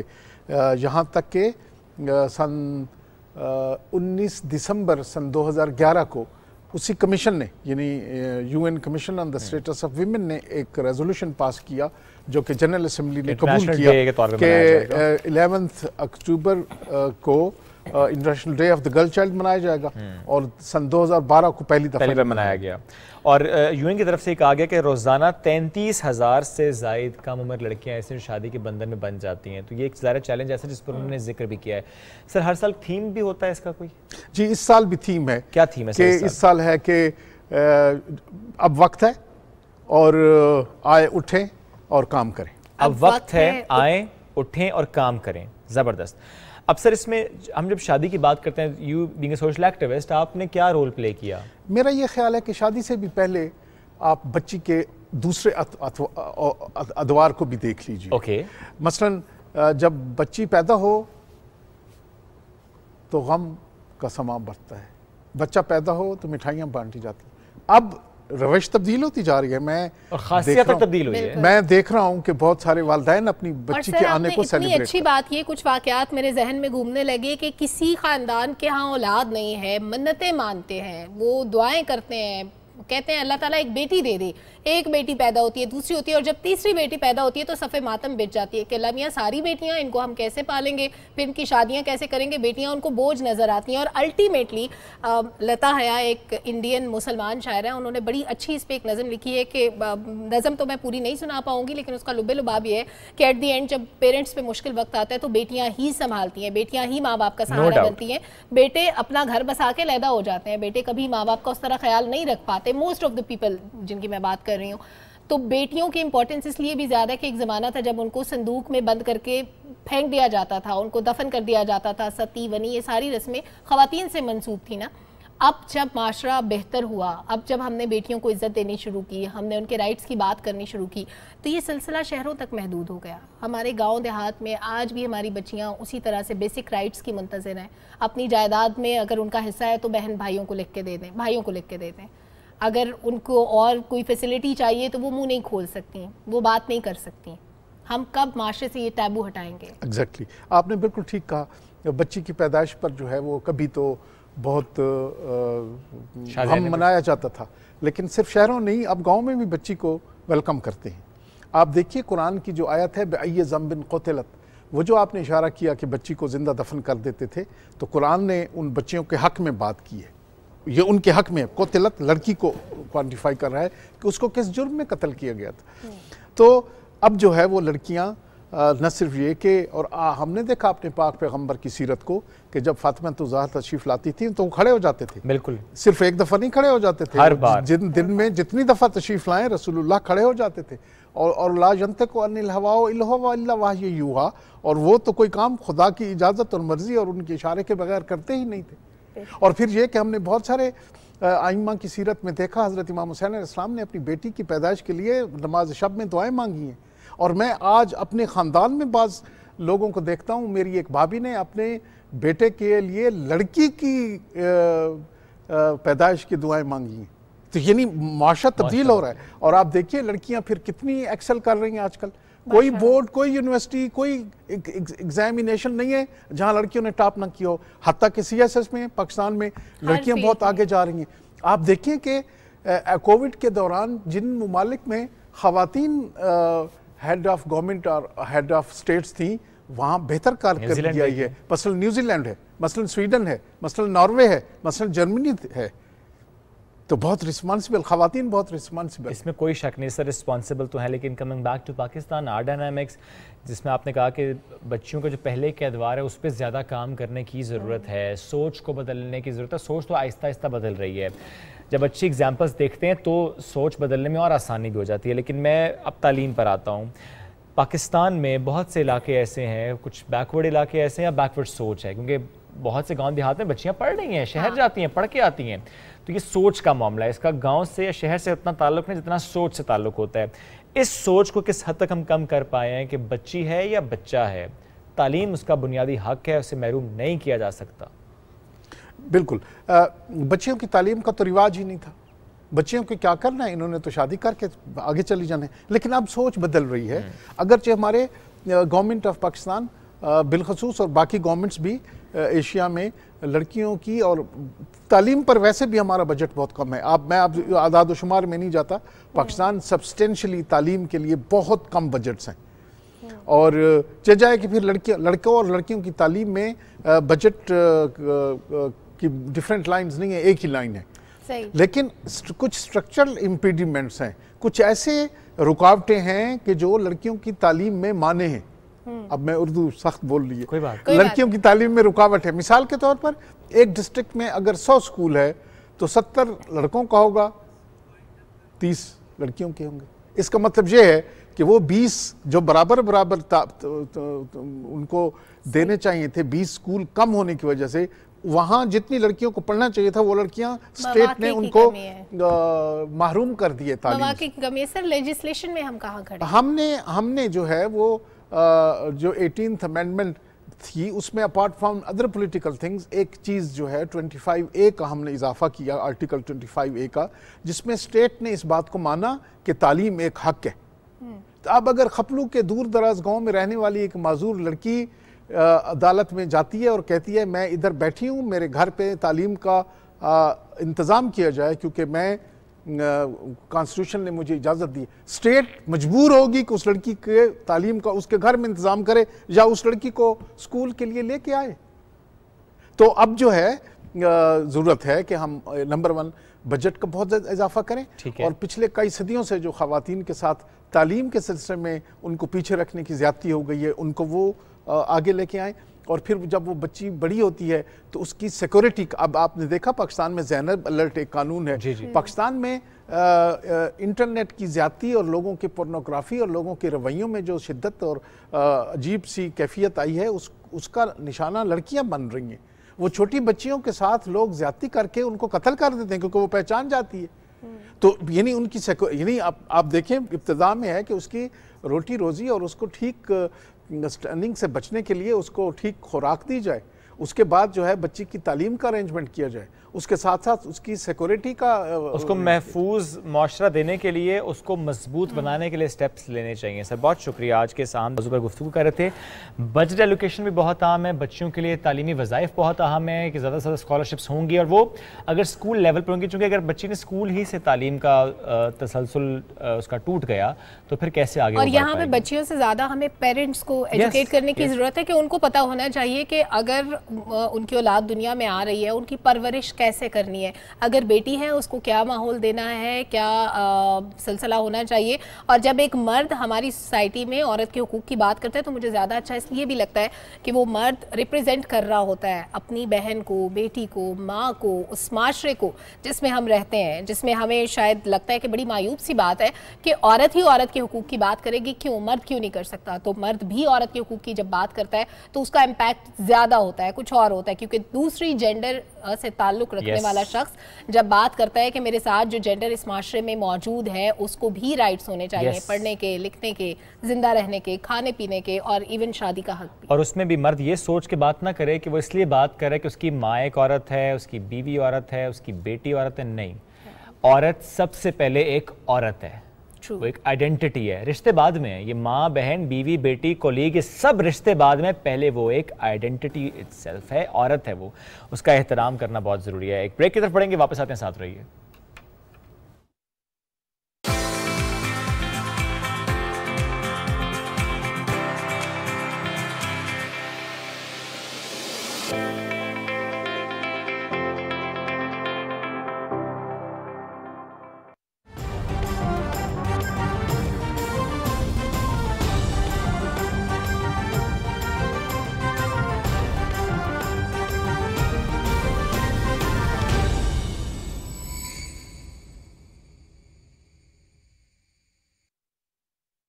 आलमी बरतरी के लिए बड़ी ताकतों की लड़ाई हो या फिर अमन मुआहदों की सफबंदी, मईशत में उतार चढ़ाव हो या फिर दुनिया भर में बढ़ती महंगाई,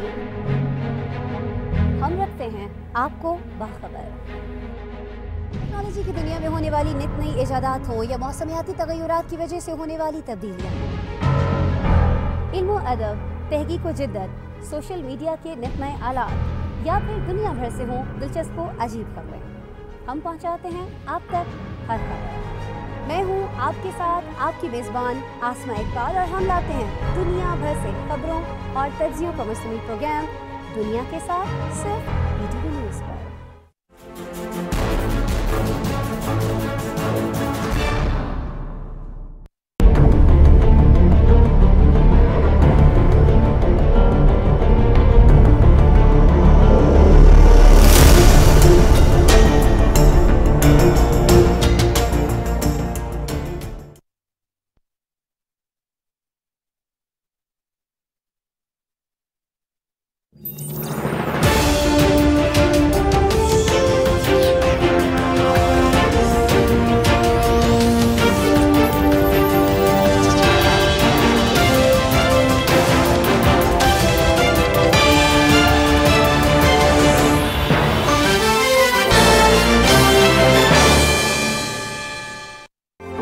मुतासरा बहन भाइयों की मदद के लिए आगे आए। अभी फंड लिखकर 9999 पर SMS करें और 10 रुपए अतिया करें या अपने अतियात वजीर आजम फ्लड रिलीफ फंड अकाउंट में जमा कराएं। हुकूमत पाकिस्तान।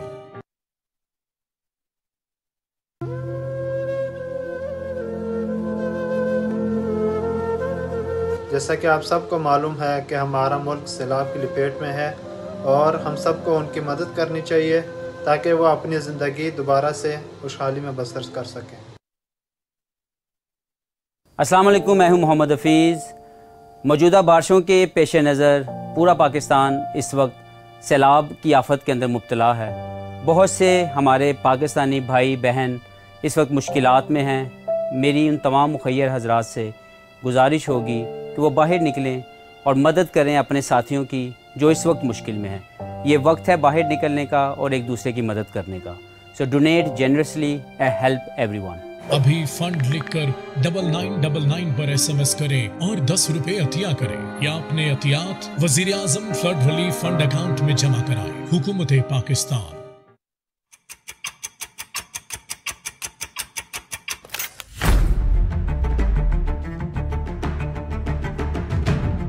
है जज्बा, नई है उमंग। खबर के साथ उस पर हो इजहार ख्याल। देखनी होगी दरामद से बरामद तक की सूरत हाल। कौन सी करेंसी है अप, कौन सी डाउन?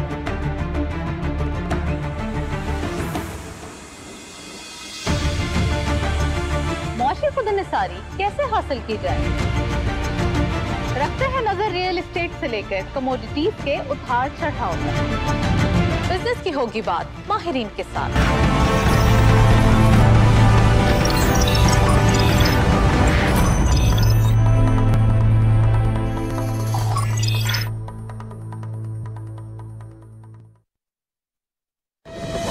हालिया बारिशों ने मुल्क में 30 साला रिकॉर्ड तोड़ दिया है और अब तक लाखों अफराद सैलाब से मुतासिर हो चुके हैं। ये मासूम बच्चे, ये बेबस बहनें, ये भाई और ये बुजुर्ग आपकी फराख दिलाना इमदाद के मुंतजिर हैं। वजीर आजम पाकिस्तान मोहम्मद शहबाज शरीफ के सैलाब ज़दगान के लिए माली इमदाद की अपील।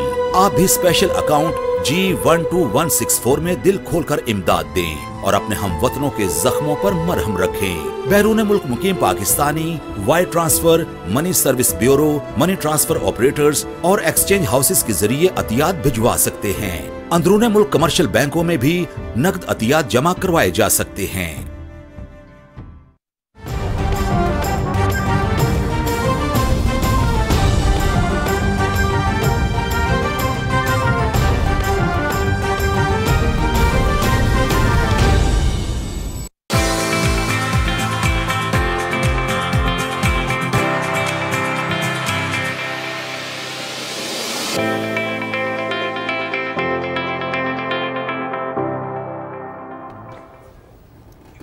वेलकम बैक नाज़रीन। बहुत से एंटरप्रेन्योर से भी आपको मिलवाते हैं और ऐसे भी लोगों से मिलवाते हैं जो घर बैठे बैठे जनाब यूट्यूब चैनल स्टार्ट करते हैं। मानू तो तब जब आप जो डायमंड वाली खबर की थी वो डायमंड यहाँ लाकर दिखाती मुझे। देखिए मैं डायमंड तो नहीं ला सकती लेकिन डायमंड जैसा बच्चा जरूर मैं आपसे मिलवा सकती हूँ। डायमंड बटन रखने वाला बच्चा, डायमंड बटन रखने वाला बच्चा, वो बच्चा जिसके इतने सारे फॉलोअर्स हैं कि मैं परेशान हो गई। 10.6 मिलियन। मतलब एक छोटा सा बच्चा इतना कामयाब यूट्यूबर कैसे बन जाता है। मैंने और या शुएब ने जब यूट्यूब चैनल स्टार्ट किया बेचारा फ्लॉप ही हो गया। नहीं हमने स्टार्ट ही नहीं किया, मैंने तो स्टार्ट ही नहीं किया। नहीं मैंने किया, मैंने 3-4 दफा किया, मेरी तो हर कोशिश नाकाम रही। एक बच्चे ने हीरे वाला बटन हासिल कर लिया। आखिर कैसे? तो जनाब हमारे साथ मौजूद हैं मूसा तनवीर, सुबह पाकिस्तान के मेहमान बने हैं आज। मूसा कैसे हैं आप? अस्सलाम वालेकुम, कैसे हैं आप सब? और थैंक यू सो मच कि आपने मैंने गुड मॉर्निंग और हमें इतना टाइम दिया। ओके वो बोल रहे हैं पर हमें आवाज नहीं आ रही तो please Waqas fix this issue. Musa हमसे कर रहे हैं बात। टिकटॉक से सफर का आगाज किया और इसके बाद अब यूट्यूब पे हम इनकी वीडियोस देखते हैं। मैं भी कुछ वीडियोस देख रहा था, यानी 2 दिन पहले की वीडियो होगी 400,000 व्यूज होंगे और ये मेरे ख्याल में बहन भाई हैं जो कि वीडियोस बना रहे हैं, चूँकि क्रिकेट खेलते हुए की वीडियो भी है, घर में बैठ के किसी और इशू पर वीडियो भी है, शैतान भी बना लेते हैं। एक वीडियो हमारे पास है भी, जरा एक वीडियो देखते थे, क्या था कि आप जान पाइए मूसा प्रोडक्शन कितनी जबरदस्त प्रोडक्शन इनकी है। क्या कंटेंट होता है दिखाते हैं आपको। ओके ऑडियो नहीं है, हम सिर्फ विजुअल के तौर पे इसको आपको दिखा रहे हैं। तो मूसा पे आते हैं वापस। मूसा आप कुछ बोलिएगा ताकि हम समझ पाए कि आवाज आ रही है कि नहीं। अस्सलाम वालेकुम, गुड मॉर्निंग। वालेकुम अस्सलाम। मूसा यू आर वेरी क्यूट। क्या खाते हैं आप? Thank you. और खाता जो नॉर्मल चीजें खाते हो वही खाता हूँ। मसलन क्या खाते हो? सलमा की तरह डजन अंडे खाते हो सुबह? जो घर पे बनता है। सलमा की तरह आलू के 4 पराठे खाते हो? बन समोसा खाते आलू हो? के पराठे मुझे बहुत अच्छे लगते हैं लेकिन कभी ये चीज देखो, अब क्वांटिटी तो ऊपर नीचे हो सकती है लेकिन बच्चा खाता मेरी तरह खाना। अच्छा नजर लगा दी वैसे टीम ने खाने को। सही बात है, सारे कहते थे मैं बेचारी कमजोर होती जा रही हूँ ऐसे ब्रिकरी है ना। अच्छा मूसा, यूट्यूब स्टार्ट करने का ख्याल आपको कैसे आया? यूट्यूब स्टार्ट करने का ख्याल हम लोग पहले, मैं और मेरी बड़ी बहन कुछ बाकी प्लेटफॉर्म्स पे काम किया करते थे जिसपे मुझे बड़ा शौक होता था कि मैं भी करूं, बट मेरी आप ही करती थी। तो एक दिन ऐसा ही हुआ कि हम लोगों की लड़ाई होगी कि मेरा चैनल क्यों नहीं। वो अपनी बना लेती थी लेकिन मेरी नहीं बनाती थी। मुझे कह देती थी कि मैं आपकी बना दूंगी लेकिन बनाती नहीं थी। फिर एक दफा मैं रोने लग गया और मैंने मामा को बताया, मामा ने मुझे चैनल क्रिएट करके दिया, फिर वो वीडियोस ही नहीं बना के देती थी। और एक दिन फिर पापा ने मुझे देखा तो पापा ने कहा आओ मूसा मैं आपकी वीडियो बनाता हूँ। और तब नया नया ईयर चला था, 2020 ईयर चढ़ा था, तो तब हम लोगों ने न्यू ईयर पे वीडियोस बनाई थी कुछ अलग प्लेटफॉर्म्स पे। लेकिन हम लोग बहुत लंबी स्ट्रगल करते गए लेकिन हमें कोई फायदा नहीं मिला।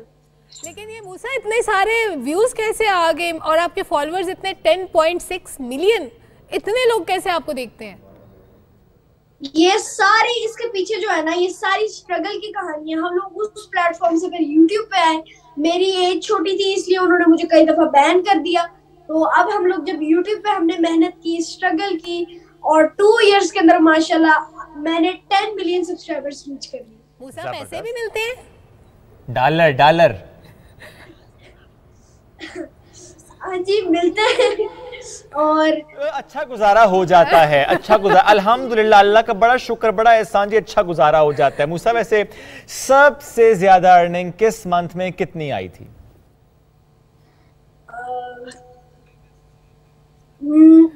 ये सारी चीजें तो मामा पापा को ही बताऊंगी, मुझे तो बस पता है कि हमने शूट करना है एक टाइम, मामा पापा हिसाब किताब रखते हैं। वेरी गुड मूसा, वेरी गुड। अच्छा मुझे ये बताएं कि आप स्कूल भी जाते होंगे, कौन सी क्लास में पढ़ते हैं आप? मैं क्लास 4 में पढ़ता हूँ, ग्रेड 4 में। और पढ़ाई और मेरे पैशन एक्टिंग को कभी कभी बहुत मुश्किल हो जाता है मैनेज करना, और पढ़ाई पहले नंबर पे, बाकी दूसरी एक्टिंग। स्कूल में तो आप स्टार हो गए, डायमंड हाँ जी बिल्कुल। बहुत सारे लोग जो हैं, क्लासमेट्स हैं, बाहर के बच्चे हैं, बड़े बड़े ग्रेड्स के बच्चे हैं, टीचर्स हैं जो हमें पहचानती हैं। ओके अच्छा मूसा, आप वैसे होते कहाँ पे हैं? हम लोग दुबई में हैं। और आपने तमाम जो वीडियोस बनाई मूसा, वो तमाम वीडियोस आप दुबई में ही बनाते हैं? हाँ जी। यानी पाकिस्तान में कोई वीडियो नहीं बनाई आके? नहीं, अभी नहीं। ओके और अब तक टोटल कितनी वीडियोस बना चुके हैं? टोटल हम लोग 400 और अभी और बना रहे हैं। और इसमें जो वीडियो शूट करना है उसको थोड़ा सा हल्का फुल्का एडिट करना है, वो कौन करता है? सारी जिम्मेदारियां आप या आपने डिवाइड की हुई है बहन भाइयों में? बहन भाइयों में भी डिवाइड है और मॉम डैड में भी डिवाइड है। जो पापा है वो कैमरा, तो कमाई बनती है उनकी। हाँ। जो है वो कैमरामैनी और डायरेक्शन का काम करते हैं। मेरी मामा जो है वो बिहाइंड द कैमरा और एडिटिंग का काम करती है। बाकी हम तीनों बहन भाई वीडियो के अंदर काम करते हैं। बहन भाइयों को ये लालच तो नहीं देते मूसा के वीडियो में तब दिखाऊंगा, पहले मेरी वीडियो एडिट करके दोगे? ना ना ना ना। अच्छा, ये बहन भाई साथ ही हैं अभी? नहीं, अभी स्कूल में है। आज आपने छुट्टी की है? हाँ जी, क्योंकि आज मेरा इंटरव्यू था और मैंने बोला नहीं, मैंने आज इंटरव्यू देना है और आप लोगों के साथ में आज इंटरव्यू। मूसा मुझे भी सिखाओ ना, मैं कैसे यूट्यूब स्टार्ट करूं? मुझे भी आपकी तरह स्टार बनना है। वो रोया था, आप भी रोए? नहीं, मैं रोया नहीं था। इसके पीछे बहुत स्ट्रगल करनी पड़ती है। इतना इजी भी नहीं जितना लोग समझते हैं कि थोड़े दिन की मेहनत में हो जाएगा। नहीं, इसको बहुत टाइम देना पड़ता है। डेली अपलोडिंग, डेली वर्क और कंटेंट आपका मजबूत होना चाहिए जिससे लोगों को कंटेंट अच्छा लगे और वो आप लोग को ज्यादा से ज्यादा फॉलो करें। अच्छा मूसा, कुछ फरमाइश भी आती है कि इस तरह का कंटेंट बनाएं या ऐसी वीडियो बनाएं, ये इशू है, इस पे बात करें, ऐसा कोई फरमाइश भी आती है? हाँ जी बिल्कुल, हम लोग भी पापा को कंटेंट्स बताते हैं कि ये वीडियो बना ले, वो वीडियो बना ले, और ज्यादातर तो कंटेंट मामा पापा ही देखते हैं। यानी कंटेंट का फ्लो, स्टोरी बोर्ड, डायलॉग, वो सारा मामा पापा बनाते हैं? हाँ जी। और रोज कितनी वीडियो बनाते हो मूसा? डेली की 1 वीडियो होती है, 2, कभी कभी 2 हो जाती हैं, मैक्सिमम जो है वो 3 होती है। ओके सबसे ज्यादा व्यूज आपके कितने आए और किस वीडियो पे आए? सबसे ज्यादा views 340 million above, 40 million above एक बार हमें व्यू आए थे। और वो एक शॉर्ट थी और वो बहुत एक अच्छा मैसेज था उसके अंदर, सोशल मैसेज था। क्या मैसेज था उसमें? उसके अंदर एक मैसेज था कि एक गरीब होता है जो सड़क पे बैठ के ना भीख मांग रहा होता है, तो हमने एक मैसेज कन्वे किया कि भीख ना मांगा करें, मेहनत से कमाएं। तो मैं उनको बोतलें ला के देता हूँ और कहता हूँ कि आप बेचें, और शुरुआत मेरे से ही होती है। अच्छा मूसा, देखें हम आपके साथ मेहनत कर रहे हैं ना, स्ट्रगल कर रहे हैं, मुझे और शेब को भी आपने प्रमोट करना है अपने चैनल में। आप तो पहले से स्टार है, मैं और शेब तो ऐसे ही बैठे थे। ये वादा हो गया कि हम जो वीडियो बनाएंगे मूसा अपनी कम्युनिटी में डालेगा ताकि हमें कोई फॉलोअर्स मिल जाए। ये हम हर उस यूट्यूबर से वादा लेते हैं। मूसा थैंक यू, ये तो आपने वादा कर लिया। आप ही बताएं मूसा, ये यूट्यूब के साथ ज़रा आप जितनी मेहनत कर रहे हैं, बहन भाई मेहनत कर रहे हैं, पेरेंट्स मेहनत कर रहे हैं, आप इसी के साथ आगे चलना चाहते हैं? ये एक ऐसा काम है जो कि आपको एंजॉयमेंट का जरिया बन जाता है? अदरवाइज आप अपनी स्टडी के साथ भी उतनी फोकस्ड हैं, प्रोफेशनल लाइफ को आप किसी और अंदाज से देखना चाहेंगे आगे? जो क्या कहते हैं, एक्टिंग है वो मेरा एक पैशन है, और इस पैशन को मैं ट्राई करूंगा कि अपनी पूरी जिंदगी पे लेके चलूं। और मुझे बहुत शौक है शुरू से ही एक्टिंग का, और मुझे मेरा शौक है कि मैं बड़े होके एक इंजीनियर बनूं, बिजनेसमैन बनूं। नहीं, ये तो दो बातें हो गई, इंजीनियर बनना है या एक्टर बनना है। देखिए तालीम पूरी करनी है, साथ में एक्टिंग करनी है। एक्टिंग की भी डिग्री होती है, वो मेरा एक पैशन है, इसको मैं अपनी लाइफ टाइम लेके चलूंगा, और मेरा शौक है कि मैं एक इंजीनियर बनूं और एक बिजनेसमैन बनूं।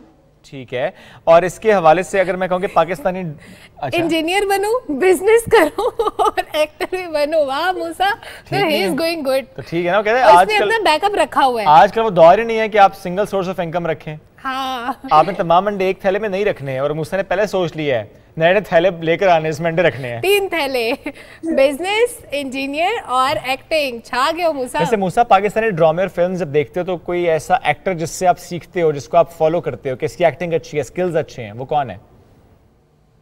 सारे जो पाकिस्तानी इंडस्ट्री है वो मुझे बहुत अच्छी लगती है। मैं बहुत सारी फिल्म्स देखी हैं, मैंने बहुत सारे ड्रामास देखे हैं पाकिस्तान के, और बहुत अच्छे भी होते हैं। और मुझे सबसे अच्छा जो करेक्टर है, मतलब जैसे अब मैं पाकिस्तानी इंडस्ट्री के अंदर मेरा फेवरेट एक्टर जो है वो है शफकत अमानत अली, जिन्होंने हुमायूं सईद है, और बहुत सारे एक्टर्स हैं जो मुझे बहुत अच्छे लगते हैं, और मैं चाहता हूँ कि मैं उनकी तरह एक्टिंग करूँ। अच्छा मूसा, पाकिस्तान कब आओगे? पाकिस्तान कब आओगे? प्लान है पाकिस्तान आने का? पाकिस्तान मेरे बहुत सारे अभी सॉन्ग्स शूट होने हैं जो मैंने पाकिस्तान के अंदर शूट करने हैं, तो बहुत जल्दी जो है मेरा ट्रिप होगा पाकिस्तान में, और वहाँ मैं जरूर आऊंगा। जबरदस्त। छुट्टी का इंतजार कर रहे हैं, छुट्टी मिलेगी तो आओगे, स्कूल छुट्टियां लेनी है फिर आना है, चाहे वो फिर। एंड वी रियली वांट कि आप जब भी पाकिस्तान आए तो हमारे सेट पे जरूर आए, हमसे मुलाकात नहीं, हमें आप अपनी एक वीडियो में ले लें। हमें शर्फे मुलाकात बख्शने के लिए आप यहाँ तशरीफ लाएं तो हमें बहुत अच्छा लगेगा। हाँ, किसी अच्छा मूसा, वैसे आप किसी प्रोजेक्ट में पाकिस्तान आऊंगा, आप लोग जरूर मिलूंगा इंशाल्लाह। अच्छा मूसा, इस YouTube के अलावा क्या ऐसी कोई ऑफर्स भी आती हैं आपको कि आप हमारे इस प्रोजेक्ट में एक्टिंग करें? कोई ड्रामा हो, वेब सीरीज हो, एड हो, कुछ और हो, DVC हो? मुझे बहुत सारी ऑफर्स आई हुई हैं। 1-2 ऑफर्स आई हुई है कि पाकिस्तानी ड्रामे में मैं काम करूं, बट उस टाइम पे मेरे एग्जाम्स चल रहे थे, तो इस वजह से हमें वो ड्रामे के लिए ऑफर आई थी। किस ड्रामे के लिए ऑफर आई थी? पाकिस्तानी एक ड्रामा था, उसके लिए आई थी। फिल्म भी थी एक, और उसके लिए भी आपकी बात किसने वो रोल किया? फिर किसने भी किया? क्रीम रोल किया। मैं पूछ रहा हूँ प्रोजेक्ट कौन सा था, वो रोल क्या था, ताकि हम देख पाए ना कि आपकी जगह किसने रोल किया था वो, वरना आप होते उस जगह पे। अभी मुझे इतना पता नहीं, बट उन्होंने ऑफर की थी हमें कि आप एक मूवी के लिए काम करना चाहते हैं, तो हमने बोला था कि अभी तो नहीं हो सकता। मूसा, यू आर वेरी क्यूट, आपने दिन बना दिया हमारा, मजा ही आ गया। और मूसा, इसमें अगर मैं कहूँ कि आपके ज़ाहिर आपका तो नाम चल रहा है और आपके नाम से हम अभी सर्च कर रहे थे तो काफ़ी कुछ आ रहा था, लेकिन ज़ाहिर है इसमें आप सबकी मेहनत है ना, पेरेंट्स की भी है, बहन भाइयों की भी है। तो मूसा के बाद सबसे ज़्यादा मेहनत इस चैनल पे है तो वो किसकी है? मेरे पापा हैं और मेरी मामा है। ठीक है, जबरदस्त। भाइयों को तो क्रेडिट देना ही नहीं ना, बेचारे गरीब। इसने मैं कहता हूँ कि फंड के रखा होता है वीडियोस में। मुझसे बहुत शुक्रिया, साथ मौजूद थे, बड़ा अच्छा लगा आपसे बात करके। अल्लाह आपको और इज्जत दे, तरक्की दे। आप ये देखिए कि वो भी क्लास 4 में है और उसके यूट्यूब चैनल पर मिलियन में व्यूज़ हैं, 30-40 मिलियन व्यूज़ उसके एक वीडियो पे तो आए हुए। अदरवाइज़ तो हम देखते हैं कि 400K 500K मिलियन में व्यूज़ उसके, बड़े नॉर्मल सी बात है। मैसेज बेस्ड वीडियोज़ बना रहा है, अच्छा कंटेंट वो दे रहा है। एक तो ज़रा daily life, daily routine plus message के साथ वो लड़का अपना काम कर रहा है और बड़े अच्छे तरीके से कर रहा है। पेरेंट्स भी साथ दे रहे हैं, बाकी बहन भी साथ दे रहे हैं। Very confident, he is very confident, ज़बरदस्त। ये है हमारा वो बच्चा जो कि वाकई एक मिसाल है कि बच्चों को आपने कॉन्फिडेंस भी सिखा देना है और बच्चा जो करना चाह रहा है वो चाहे यूट्यूब ही क्यों ना, आप ये मत कहने नहीं सिर्फ पढ़ो, सिर्फ अभी पढ़ो, ये ना करो, नहीं। अब वो दौर खत्म हो गया, दौर बदल चुका है। तालीम के साथ साथ ये जो डिजिटल वर्ल्ड है इसमें भी अगर बच्चे अपने स्किल्स को यूटिलाइज करना चाहते हैं तो हमें उन्हें वो प्लेटफॉर्म देना है, वो कंडीसिव एनवायरनमेंट प्रोवाइड करना है। नाज़रीन, वक्त के ख़त्म, मुलाकात करेंगे कल। बहुत सा ख्याल रखिए, दुआ में याद रखिए। अल्लाह हाफ़िज़। अल्लाह हाफ़िज़।